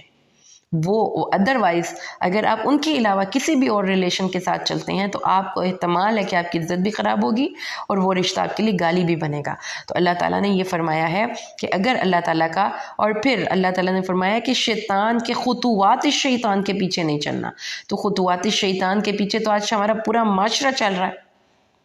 کیا کہ ہر وہ چیز جو کہ مرد اور عورت کی ناجائز تعلقات کو پروموٹ کرتی ہے وہ خطوات شیطان ہے. وہ خواہ آپ کا ڈریس ہو، خواہ وہ آپ کی وہ غیر محتاط گفتگو ہو، خواہ وہ آپ جان بوجھ کے لڑکوں کو دکھانے کے لیے کسی شادی کے فنکشن میں، کسی ٹور پہ یا کسی پبلک پلیس سے سیلفی لے رہی ہوں. یہ ساری چیزیں شیطان کے قدم ہیں جو کہ اللہ تعالیٰ نے فرمایا نہیں کرنے. اپنی یہ سوسائٹی میں اس قسم کا ماحول اللہ کو نہیں پسند. جو آپ آج جا کر دیکھ لیں، یہ نیو ایئر نائٹ سے پارکس میں لڑکیاں کیا کر رہی ہوتی ہیں، لڑکے کیا کر رہے ہوتے ہیں، ہلڑ بازی اور ایک دوسرے کو نظر بازی، اور کچھ نہیں، صرف طوفان بدتمیزی اور بے حیائی کو پروموٹ کرنا ہے. قرآن پاک اس چیز سے سختی سے منع کرتا ہے، اور جو بھی شیطان کے قدموں کے پیچھے چلے گا تو وہ اس کو بے حیائی کا اور حدود فراموشی کا ہی حکم دے گا، وہ اس کو حد میں رہنے کا حکم نہیں دے گا. تو ایک بات کو سمجھ لیجئے، صرف ایک بات کو، میں حدود فراموشی اس کی آپ کو کوئی زیادہ لمبی چوڑی مثالیں نہیں دے سکتی. یہاں پر یہ پانی جب حد سے نکل گیا تھا، یہ ابھی پچھلے دنوں میں سیلاب آیا تھا نا، ابھی تک جس کے آفٹر ایفیکٹس ہیں کہ لوگوں کے گھروں کے گھر اور دریا اور گاؤں کے گاؤں اور زیر آب آ گئے تھے. کیا ہوا کیا تھا؟ وہ حد سے نکلا تھا پانی. تو جب حد سے کوئی نکلتا ہے تو تباہیاں آتی ہیں. زمین اپنے آربٹ میں مدار میں گردش کرتی ہے، تو قیامت کس چیز کا نام ہے؟ کہ وہ اپنی حد سے باہر نکلے گی. تب صرف ایک کائنات کا نظام بگڑے گا، اب وہ اپنی حد سے باہر نکلے گا تو پوری کائنات کا نظام تباہ و برباد ہو جائے گا. تو اللہ تعالیٰ نے فرمایا کہ حد میں رہو، حدود فراموشی نہ کرو. اور پھر اللہ تعالیٰ آگے فرماتے ہیں کہ وہ لوگ جو غافلات مومنات کے اوپر تہمت لگاتے ہیں وہ اللہ کی نظر میں بہت بڑے مجرم ہیں، اور قیامت کے دن ان کے ہاتھ اور پاؤں ان کے اس برے عمل کی گواہی دے رہے ہوں گے.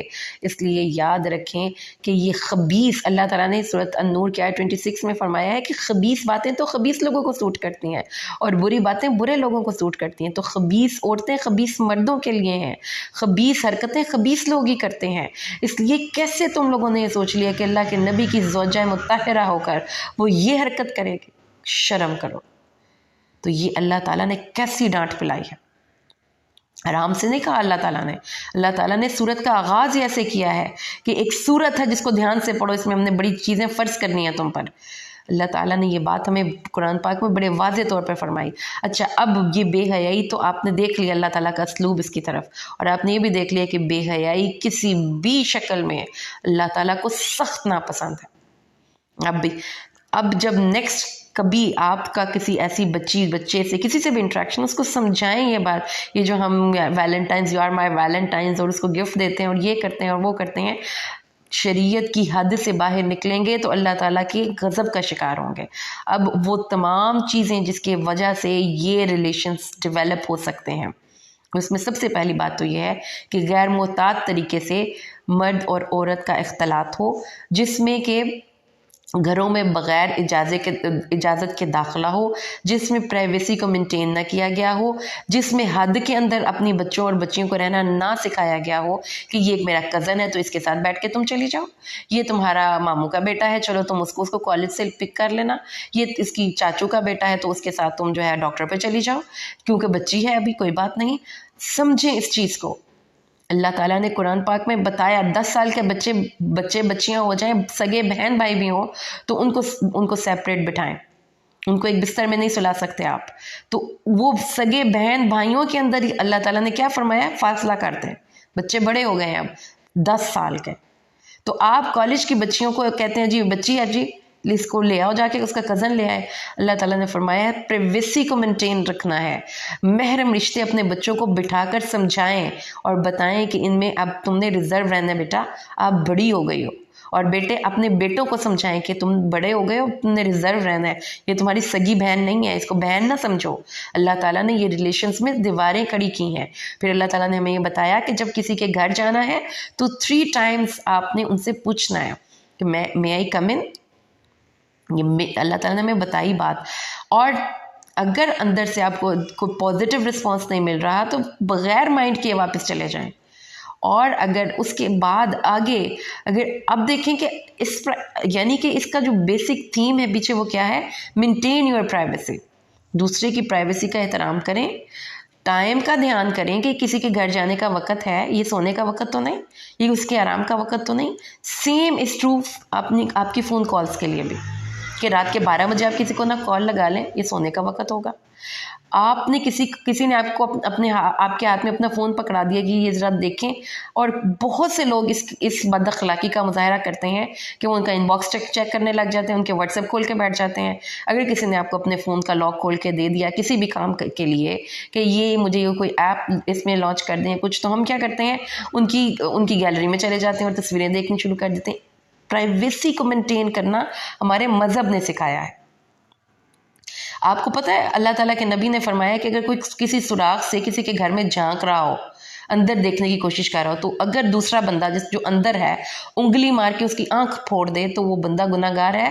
जो देख रहा था वो गुनाहगार नहीं जो उंगली मार के आंख फोड़ेगा। तो ये कुरान की बातों को समझने की ज़रूरत है कि प्राइवेसी को मेंटेन करना ज़रूरी है। अब ये जॉइंट फैमिली सिस्टम में अक्सर लोग रहते हैं, उसमें भी आप देख लें बग़ैर नोक किए कमरों में चले जाते हैं, देवर चले जाते हैं, बड़े कज़न्स चले जाते हैं, चाचू का बेटा आ गया चची जान से कोई बात करने के लिए, नहीं पता कि कमरे में जाने से पहले हमने दरवाज़ा नोक करना है, हमने अगले से इजाज़त लेनी है, दरवाजे में खड़े होकर हमने पूछना है क्या मैं अंदर आ सकता हूँ। ये बातें सीखने से ताल्लुक़ रखती हैं, इसलिए सूरत नूर हमें औरतों को बताई गई कि सिखाएं। और जिन औरतों, मिसाल के तौर पर अब आप ऐसी पोजीशन में हैं कि आप एक फैमिली में रहती हैं और आपको देवर जेठ के साथ रहना ही पड़ता है ड्यू टू एनी रीज़न, तो फिर अगर उनको इस बात के बारे में एजुकेट नहीं है तो आप स्ट्रिक्ट हों। 2-1 दफ़ा उनको इस बात पे समझाएं कि आपने जब मेरे रूम में आना है या मुझसे बात करनी है, कुछ भी मेरे पोर्शन में आना है तो इजाज़त के बगैर ना आए, क्योंकि ये कुरान ने हमें हुक्म दिया है, इसमें कोई माइंड करने वाली बात नहीं है। और अगर 2-4 दफ़ा आप खुद माइंड करेंगे, एक बात को जहन में रखिएगा कि कहते हैं शरा आगे कोई शर्म नहीं, शरीयत की हद है उसको अल्लाह ताला ने कहा है नाफिज करें। फिर अल्लाह ताला ने फरमाया कि अगर ऐसे घरों में आपको जाना पड़े जिसमें कोई रिहाइश नहीं रखता तो उसमें आप जा सकते हैं, उसमें कोई गुनाह या हरज वाली बात नहीं है। फिर अल्लाह ताला ने आगे फरमाया कि मोमिनों से कहिए अपनी निगाहें नीची रखें और अपनी शर्मगाहों की हिफाजत करें, और निगाहें नीची रखें।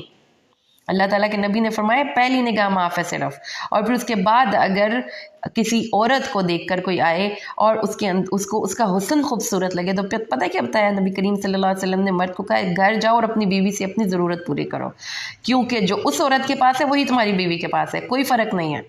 इसलिए अल्लाह ताला ने हमें प्रॉपर बताया कि ये जो नज़रबाजी तो इसको कोई गुनाह समझता है, हालांकि ये गुनाह है। और अल्लाह ताला के नबी जो थे, जो उम्मुल मोमिनीन थी, वो एक दफ़ा हज़रत इब्ने उम्मे मक्तूम जो एक नाबीना सहाबी थे, वो रसूल पाक सल्लल्लाहु अलैहि वसल्लम के पास बैठे हुए थे, तो अज़वाज मुतहरात उनको देख रही थी। आपने हज़ूर पाक सल्लल्लाहु अलैहि वसल्लम ने फरमाया ने उनको इस चीज़ से मना किया, तो उन्होंने कहा अल्लाह के नबी ये तो नाबीना है, तो आपने कहा तुम तो नाबीना नहीं है। तुम भी अपनी निगाहों की हिफाजत करो। तो इन चीज़ों को समझिए। ये जो हम ये आप आज के दौर में देखें ना, तो जो कोई बहुत बड़े सेलिब्रिटीज़ हैं, कोई क्रिकेटर है या कोई फिल्म स्टार है या कोई ड्रामा स्टार है, तो उसकी इतनी फ़ैन फॉलोइंग लड़कियों की है और वो मुसलमान है। उनको किसने समझाया ही नहीं कि ये चीज़ें गलत हैं, ये काम नहीं करने। अल्लाह तबारक व तआला इस चीज़ से नाराज़ होते हैं। अल्लाह ताला फरमाते हैं, और ये देखें इसका कनेक्शन किससे जोड़ा है। अल्लाह ताला ने आंखों को झुकाओ, शर्मगाहों की हिफाजत रहेगी। तो ये जो नज़र बद है, ये क्या है? ये जो बद नज़री हम करते हैं भी तो नज़र बद है ना। बुरी नज़र हम दूसरे की बच्ची पर और अपने को देखते हैं, तो उसके ज़रिए ज़िंदगी में बेबरकतियाँ आती हैं, बहुत सी शैतानी असरात आते हैं कि आपकी ज़िंदगी का सुकून बर्बाद होता है। आगे चलें तो अल्लाह ताला फरमाते हैं, कुल्लिल मुमिनाती यग़ज़ुज़्न मिन अब्सारिहिन्न, मोमिन औरतों से कहिए अपनी निगाहों को झुका कर रहें, अपनी शर्मगाहों की हिफाजत करें। तो कुरान ने निगाहों का कनेक्शन शर्मगाह से जोड़ा है।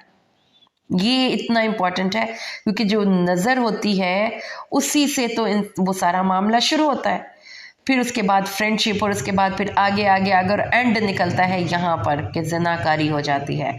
तो अल्लाह ने फरमाया द वेरी फर्स्ट स्टेप, अपनी निगाहों को झुका लो, और दूसरी चीज़ अपनी जीनत का इजहार ना करो। औरत को एक खूबसूरत चीज़ अल्लाह ने बनाया है।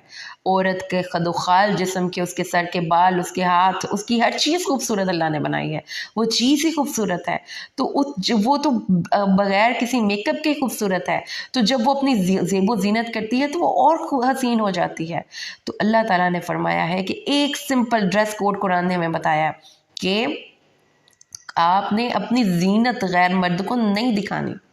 वो आपके बाल हों, वो आपके, क्योंकि एक औरत का सतर पूरा जिस्म है, उसके सर के बाल से लेकर उसके पूरे पाँव तक, सिर्फ हाथ और मुंह और पाँव के अलावा उसका पूरा जिस्म सतर में जाता है। तो अल्लाह ताला ने फरमाया कि अपने पूरे सतर की हिफाजत करें, और आपकी ओढ़नियाँ आपके लिबास का लाजमी हिस्सा होनी चाहिए, और जिससे आप अपनी छातियों को और अपनी कमर के एरिए को कम्प्लीटली कवर करेंगी, उससे आप अपने सर के बालों को भी छुपाएंगी। आप अपनी जीनत का इजहार नहीं करेंगी। लिबास भी जीनत होता है, और अबाए भी ऐसे नहीं पहनेंगे जिससे कि आपकी जीनत में इजाफा करें। और जब आपने अपने आप को कवर करना है तो सिर्फ हिजाब करना लिबास नहीं है। ये मिसअंडरस्टैंड करती हैं हमारी आज की नौजवान बच्चियां भी और वो भी, कि आपने ये शादी के फंक्शन में सर पे आपने इतना बड़ा सा जोड़ा बना लिया और आपने सर को स्कार्फ से लपेट लिया और फिर आंखों पे इतना मेकअप थोप लिया और पूरा मुंह सफ़ेद कर लिया और आपने अपने आप को मुकम्मल तौर पर जो है वो प्रेजेंटेबल लुक में ले आई और आपने कहा कि मैं हिजाब में हूँ। कुरान कहते हैं जीनत को छुपाना है, तो आप अपने आप को तो मज़ीद प्रेजेंटेबल लुक में लेकर जाती हैं। ये जो बच्चियाँ ये पढ़ती हैं, ये यूट्यूब पर यहाँ पर जाकर वो नातें पढ़ती हैं, उन्होंने अपने पूरे बॉडी को, जिस्म को कवर किया हुआ है लेकिन जीनत को कवर नहीं किया हुआ। तो आपका लिबास भी आपकी जीनत है। अल्लाह ताला फरमाते हैं कि अपने नामहरम लोगों के सामने जाते हुए आपने एक सादगी से अपने आप को प्रेजेंट करना है। क्यों? क्योंकि इसकी वजह से उसके दिमाग में फितना और फतूर पैदा ना हो, वो आपके हुस्न को देखकर मुतासिर ना हो और उसके ज़हन में कोई ख़राब ख्याल ना आए। तो इस चीज़ को समझिए कि लिबास में अल्लाह ने कोई हमें ड्रेस कोड नहीं बताया कि आपने शलवार कमीज़ पहननी है, आपने बाया पहनना है, आपने चादर लेनी है। कुरान पाक ने क्या फरमाया? एक चीज़ है कि आपके लिबास में एक स्कार्फ होना चाहिए, जो हेड स्कार्फ हो या कोई ओढ़नी या खिमार हो, और उसके अलावा वो लिबास जो कि ढीला ढाला हो, जो ट्रांसपेरेंट ना हो, जो अपोजिट जेंडर से मैच ना करता हो, जो आपके कल्चर के हिसाब से आपको सूट करता हो, आप उसको पहने। लेकिन आपने इन चीज़ों को फोकस करते हुए पहनना है। उसमें कुरान पाक ने अगेन इस चीज़ को जहन में रखिए कि ये हमने चूँकि कुरान को एक बिल्कुल नैरो तरीके से समझा है, इसलिए ये चीज़ तो फ़र्ज़ ही हो गई है। जो रिलीजियस स्कॉलर है, जो कि एक मुसलमान औरत है, रिलीजियस स्कॉलर है, जब तक कि वो अबाया स्कार्फ में और इस तरह से एक स्पेशल ड्रेस में नहीं आएगी तो वो रिलीजियस स्कॉलर नहीं लगेगी। वो शलवार कमीज़ पहन कर नहीं कहीं जा आ सकती, वो पैंट शर्ट नहीं पहन सकती, क्योंकि ये तो रिलीजियस स्कॉलर है। हालांकि कुरान कहता है कि ढीला ढाला खुला डुला लिबास पहने, ऊपर आपने अपने आप को प्रॉपर कवर किया हो, आपके बॉडी के खदोखाल नज़र ना आ रहे हो और वो एक सादा लिबास हो, तो वो ओके है, उसमें कोई हरज नहीं है। तो इसलिए इस चीज़ को समझिए। और फिर उसके बाद नामहरम रिश्तों की एक पूरी लिस्ट, अल्लाह हमें महरम रिश्तों की लिस्ट पकड़ा दी अल्लाह ताला ने, और उनसे बाहर सब नामहरम है। महरम रिश्तों की लिस्ट सुन लीजिए। आपने अपनी जीनत का इजहार करना है, या तो अपने खामद के सामने, अपने बाप के सामने, अपने ससुर के सामने, अपने भाई के सामने। اور پھر اس کے بعد بھائی کے بیٹے اور بہنوں کے بیٹے، یہ ہیں وہ لڑکے جو کہ آپ کے پروٹیکشن بھی ہیں، ان کے ساتھ آپ حج عمرے پہ بھی جا سکتے ہیں، ان کے ساتھ آپ سفر پہ جا سکتی ہیں، وہ آپ ان سے فرینک ہو سکتی ہیں، آپ ان کو آڈ ٹائمنگ پہ کال کر سکتی ہیں، آپ ان کے ساتھ فرمائشیں کر سکتی ہیں، آپ ان سے لیکن ان رشتوں سے باہر ریزرو رہنا ہے، اس میں کوئی بیبی جان اور اس طرح سے نہیں ہوگا، اور اس میں اس طرح سے کوئی فون کالز نہیں ہوگی، لمبی لمبی گفتگو نہیں ہوگی، کوئی ڈسکشن نہیں ہوگی، ٹو دی پوائنٹ بات ہوگی، کیونکہ قرآن پاک نے ہمیں گفتگو کا حجاب بھی سکھایا ہے۔ اور اس کے بعد اللہ تبارک و تعالیٰ ارشاد فرماتے ہیں کہ عورتوں سے بھی پردہ نہیں اور چھوٹے بچوں سے بھی پردہ نہیں جب تک کہ ان کو آپ کے پردے کی چیزوں کا آئیڈیا نہ ہو۔ اس کے بعد آپ نے ان رشتوں سے باہر ہر رشتے سے ریزرو رہنا ہے، کوئی کزن نہیں، کوئی دیور نہیں، کوئی جیٹ نہیں، کوئی بہنوئی نہیں، کوئی رشتہ نہیں جن سے آپ فرینک ہو سکتی ہیں۔ اور اللہ تعالیٰ نے فرمایا ہے اور اپنی ایسی کوئی آپ نے زیب و زینت نہیں کرنی کہ آپ کی جو ہے چھپی ہوئی مخفی چیزیں بھی نظر آئیں، نہ ہی کوئی آپ نے ٹک ٹک کرتی ہوئی ہیل پہننی ہے جب آپ باہر جا رہی ہیں، نہ ہی آپ نے چھن چھن کرتی ہوئی چوڑیاں پہننی ہیں جب آپ باہر جا رہے ہیں، نہ ہی آپ نے کوئی گھنگروں والی چیز پہننی ہے۔ اپنے آپ کو جب آپ نے غیر مردوں سے انٹریکشن کرنی ہے تو سادگی سب سے پہلی چیز ہے، پھر وہ پھر آپ نے کوئی بھی لباس پہنا ہو۔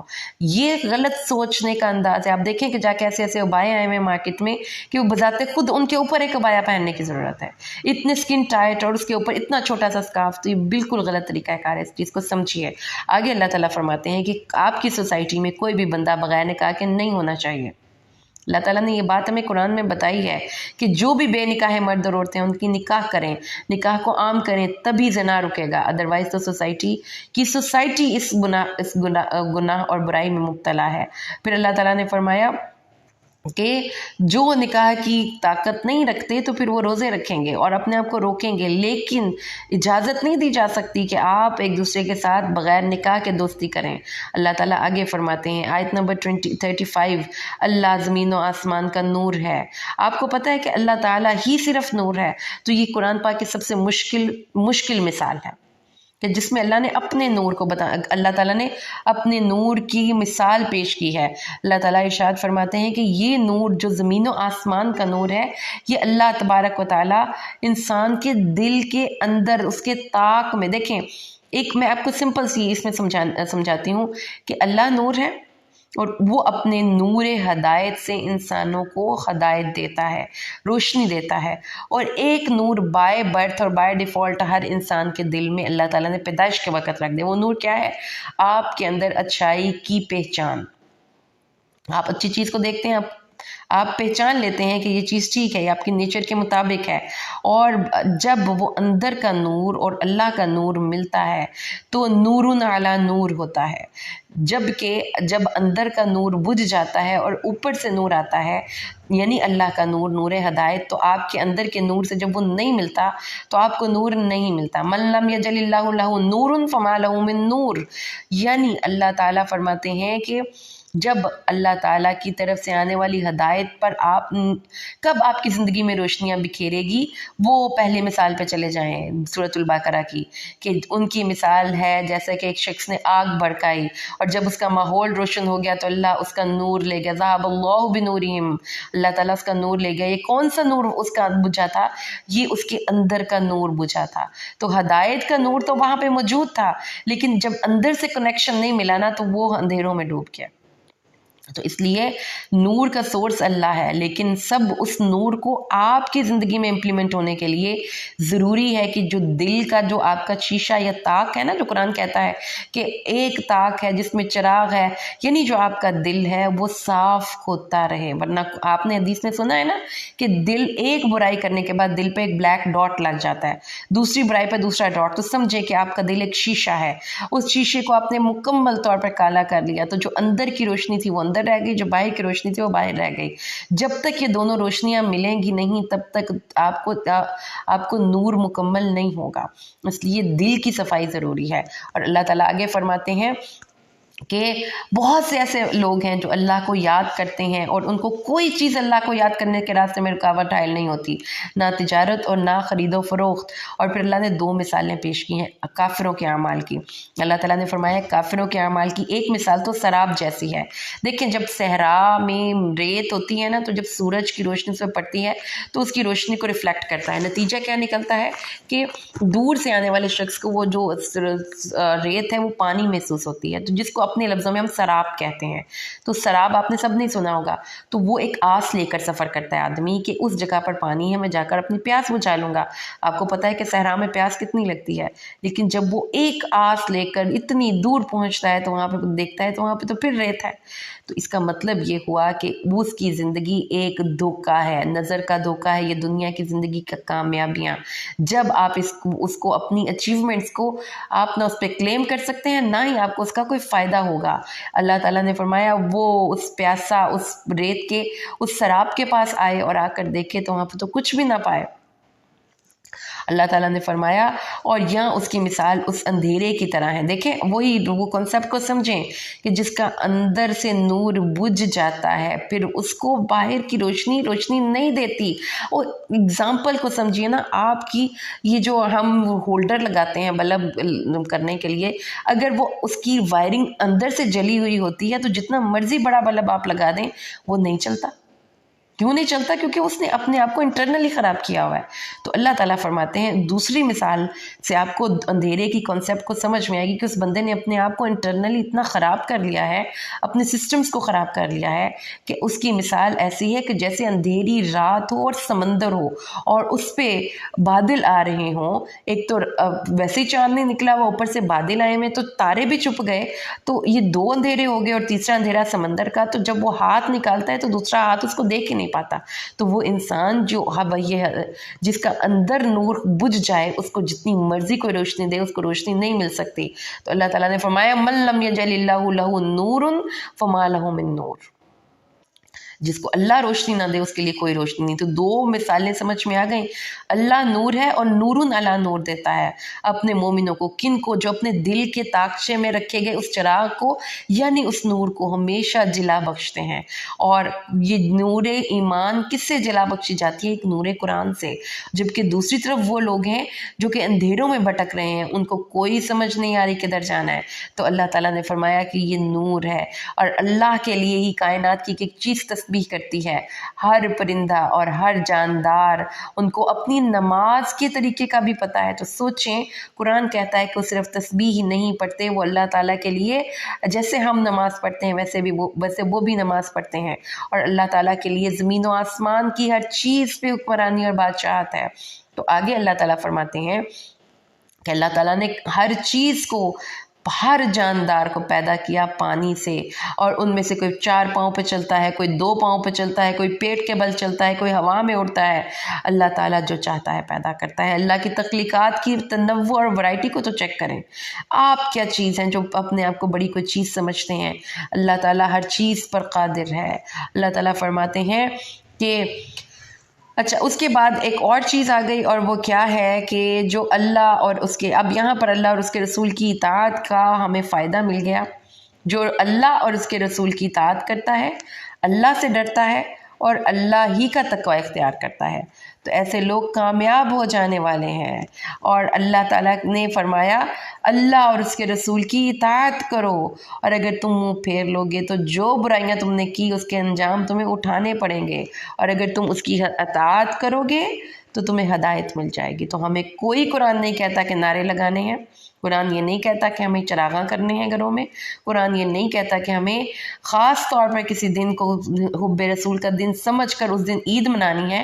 قرآن کہتا ہے کہ ہر روز، ہر لمحہ، ہر گھڑی اللہ کے نبی کی اطاعت کرو گے تو ہدایت ملے گی۔ تو قرآن میں حب رسول کے تقاضے تو کچھ اور ہیں۔ جو رسول صلی اللہ علیہ وآلہ وسلم کے پیچھے چلتا ہے، ان کے نقش قدم کو فالو کرتا ہے، تو ان کو اللہ تبارک و تعالیٰ اپنی رحمتوں کے سائے میں داخل کرتا ہے۔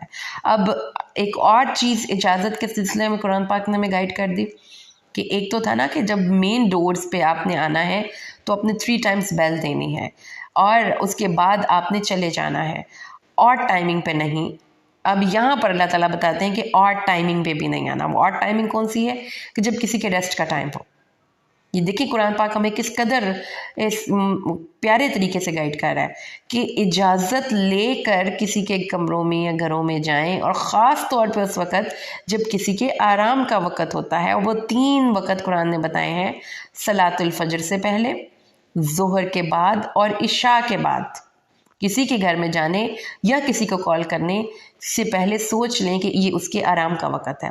تو کمروں میں بھی جانے سے پہلے اللہ تبارک و تعالیٰ ارشاد فرماتے ہیں کہ اگر عام حالات میں وہ لوگ جو کہ گھروں میں آتے جاتے رہتے ہیں، جیسے گھر کے ملازم ہیں، جیسے بچے ہیں، یعنی کہ کوئی آپ کے گھر میں ملازم آپ نے رکھے ہوئے ہیں، میل ہیں، آپ قرآن پاک کہتا ہے نا کہ ملازموں سے بھی پردہ آپ نہیں، اگر ان کے ذہن میں عورتوں کے حوالے سے اس قسم کا کوئی خیال نہیں، جیسے کوئی بڈھے انکل ہوتے ہیں جو آپ نے رکھے ہوتے ہیں جی کہ یہ ہمارے اندر باہر کے کام کریں گے، تو اللہ تعالیٰ فرماتے ہیں کہ ایسے لوگ جو کہ اکثر گھروں میں آ جاتے ہیں اور آپ ان کے سامنے بھی ہو جاتے ہیں، یعنی کہ پردے کے اندر، ایسے نہیں کہ بغیر پردے کے، تو ان کو بھی اجازت نہیں کہ ان 3 اوقات میں آپ کو ڈسٹرب کریں. آپ سے وہ اجازت لے کر آئیں گے، یعنی کہ وہ لوگ بھی جو کہ بغیر روک ٹوک کے آپ کے گھروں میں آتے ہیں، وہ بھی ان 3 اوقات میں آپ کے گھروں میں اجازت لے کر آئیں گے. اوقات میں نے آپ کو بتا دیا. پھر ایک اور چیز جو قرآن بتاتا ہے وہ کیا بتاتا ہے کہ وہ لڑکے جو بچے تھے اب وہ بلوغت کو پہنچ چکے ہیں، تو اب ان کو آپ نے یہ نہیں کہنا یہ بچے ہیں اور نہ ہی بچیوں کو کہنا یہ بچیاں ہیں.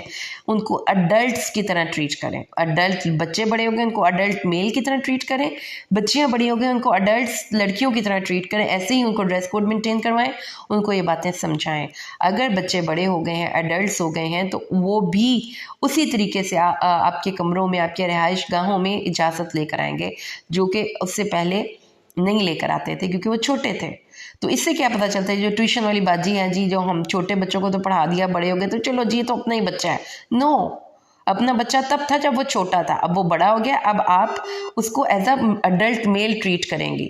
اچھا، اس کے بعد اللہ تعالیٰ نے فرمایا کہ وہ خواتین والقواعد النساء اللاتي لا يرجون نکاحا، وہ خواتین جو پوا ماسی بزرگ خواتین ہیں، اگر وہ اپنی آپ کو ان کو اتنا شوق نہ ہو زیب و زینت کا اور سادگی سے زندگی گزارتی ہوں، تو ان پر بھی کوئی پردہ فرض نہیں ہے.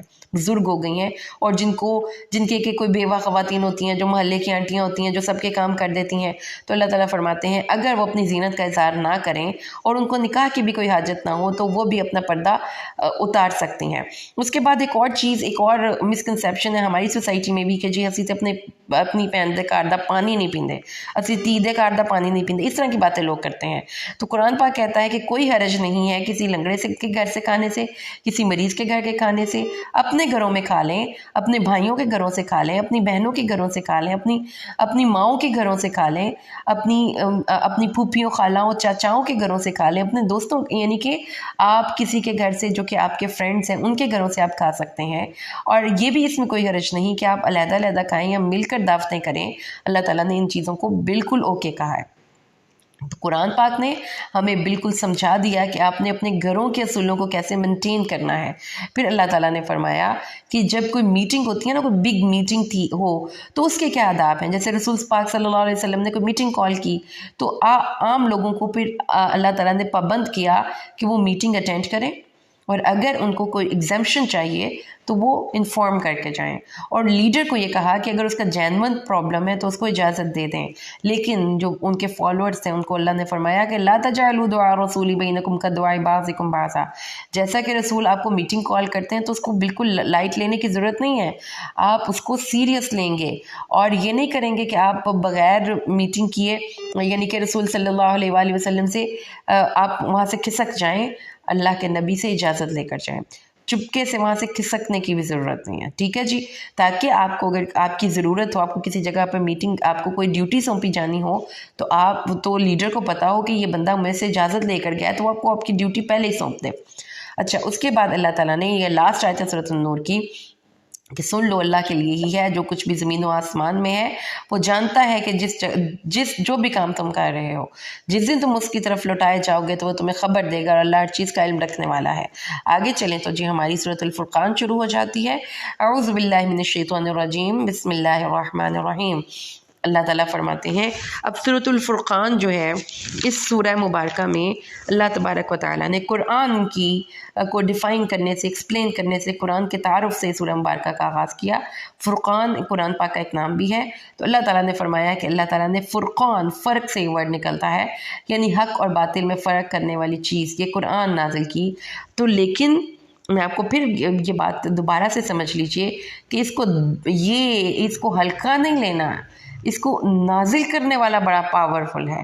اللہ تعالیٰ نے کس نے اس کو نازل کیا؟ جو آسمان اور زمین کا مالک ہے اور وہ ہر چیز کی پہ حکمرانی کرتا ہے، اور اللہ تبارک و تعالیٰ نے خالق بھی ہے، مالک بھی ہے، اور وہ ہر انسان کے نفع اور ضرر اس کے ہاتھ میں ہے، ہر انسان کی زندگی اور موت اس کے ہاتھ میں ہے۔ اس کی یہ کتاب ہے جس کو آپ نے نان سیریس لیا ہوا ہے۔ لیکن کافر کہتے تھے کہ یہ قرآن نبی پاک خود بنا رہے ہیں، اور یہ کتاب تو ہے ہی پہلے لوگوں کی قصے کہانیاں، اور اللہ تعالیٰ نے فرمایا یہ اس نے نازل کی ہے جو زمین و آسمان کی پوشیدہ اور ظاہر چیزوں کو جانتا ہے۔ پھر وہ جو کافر تھے کتاب پہ بھی اعتراض کرتے تھے کہ پہلے لوگوں کی کہانیاں قابل عمل کتاب نہیں، یہ تو پریکٹیکل نہیں، یہ تو بہت پرانی ہے، اور دوسرا کہتے تھے کہ یہ رسول بھی قابل عمل نہیں کیونکہ یہ ہم انسانوں جیسا انسان ہے، یہ کھانا کھاتا ہے، یہ بازاروں میں چلتا ہے، اس لیے اس کی بات مانی نہیں جا سکتی۔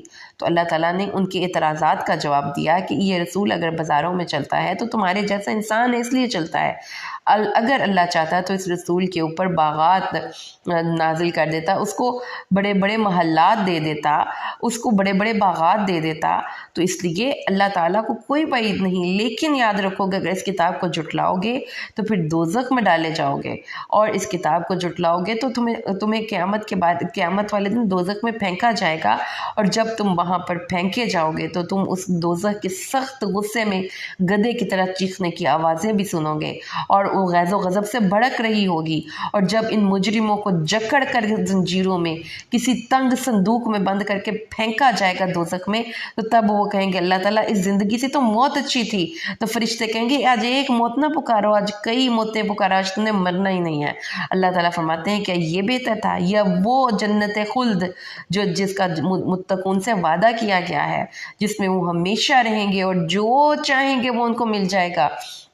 اور پھر اللہ تعالیٰ فرماتے ہیں جس دن قیامت کا دن ہوگا تو ہم اپنے شریکوں کو کھڑا کریں گے، اور جن کو ایک لوگ کہتے تھے نا یہ اللہ تعالیٰ کے سامنے ہمارے سفارشی ہیں، اور یہ اللہ تعالیٰ نے زمین پر کچھ اپنے فرینڈس کو یہ اختیارات دے رکھے ہیں کہ وہ بھی لوگوں کی نفع نقصان دے سکتے ہوں، تو اللہ تعالیٰ ان سے پوچھے گا کہ ان بندوں کو تم نے گمراہ کیا تھا یا خود بخود گمراہ ہو گئے تھے؟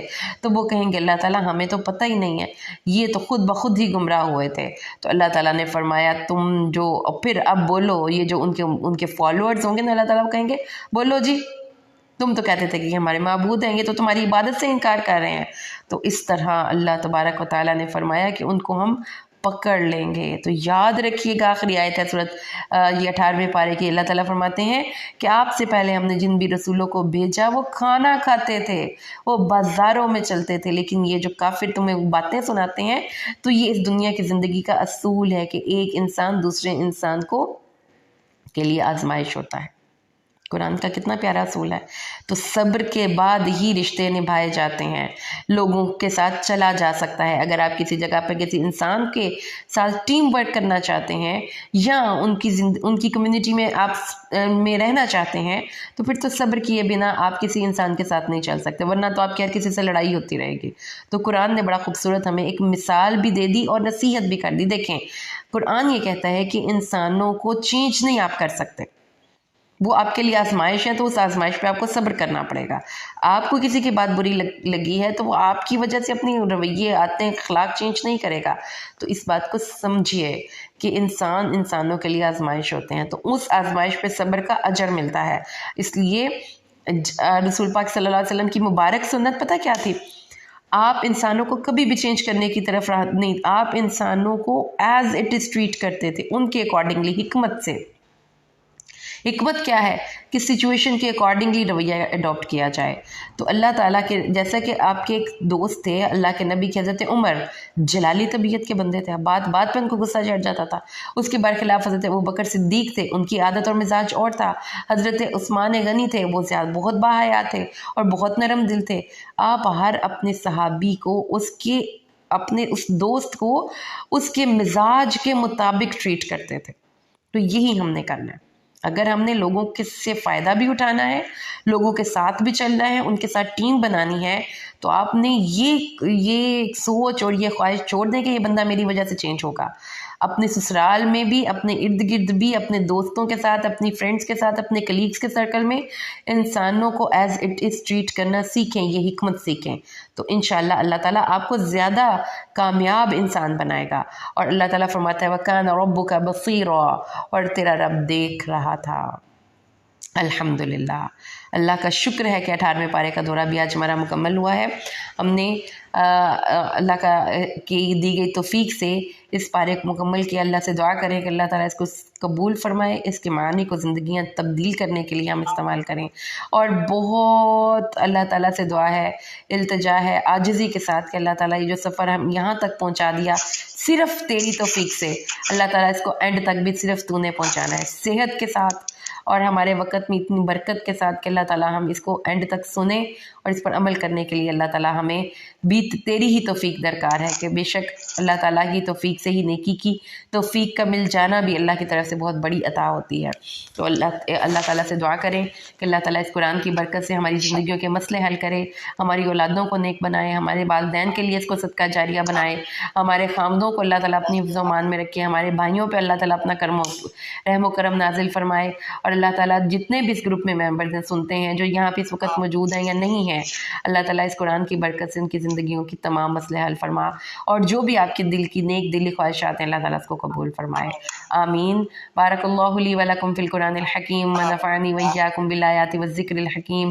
اللہم ارحمنا بالقرآن العظیم واجعلہ لنا اماما ونورا وہدى ورحمة. اللہم ذکرنا منہ ما نسینا وعلمنا منہ ما جہلنا وارزقنا تلاوته آناء اللیل وآناء النہار واجعلہ لنا حجة یا رب العالمین. سبحان ربک رب العزة عما یصفون وسلام علی المرسلین الحمد للہ رب العالمین. ایک دفعہ درود پڑھ لیجئے. اللہم صلی علی محمد وعلی آل محمد کما صلیت علی ابراہیم وعلی آل ابراہیم انکا حمید مجید. اللہم بارک علی محمد وعلی آل محمد کما بارکت علی ابراہیم وعلی آل ابراہیم انکا حمید مجید. سبحانک اللہم وبحمدک اشہد ان لا الہ الا انت استغفرک واتوب الیک. السلام علیکم ورحمۃ اللہ وبرکاتہ.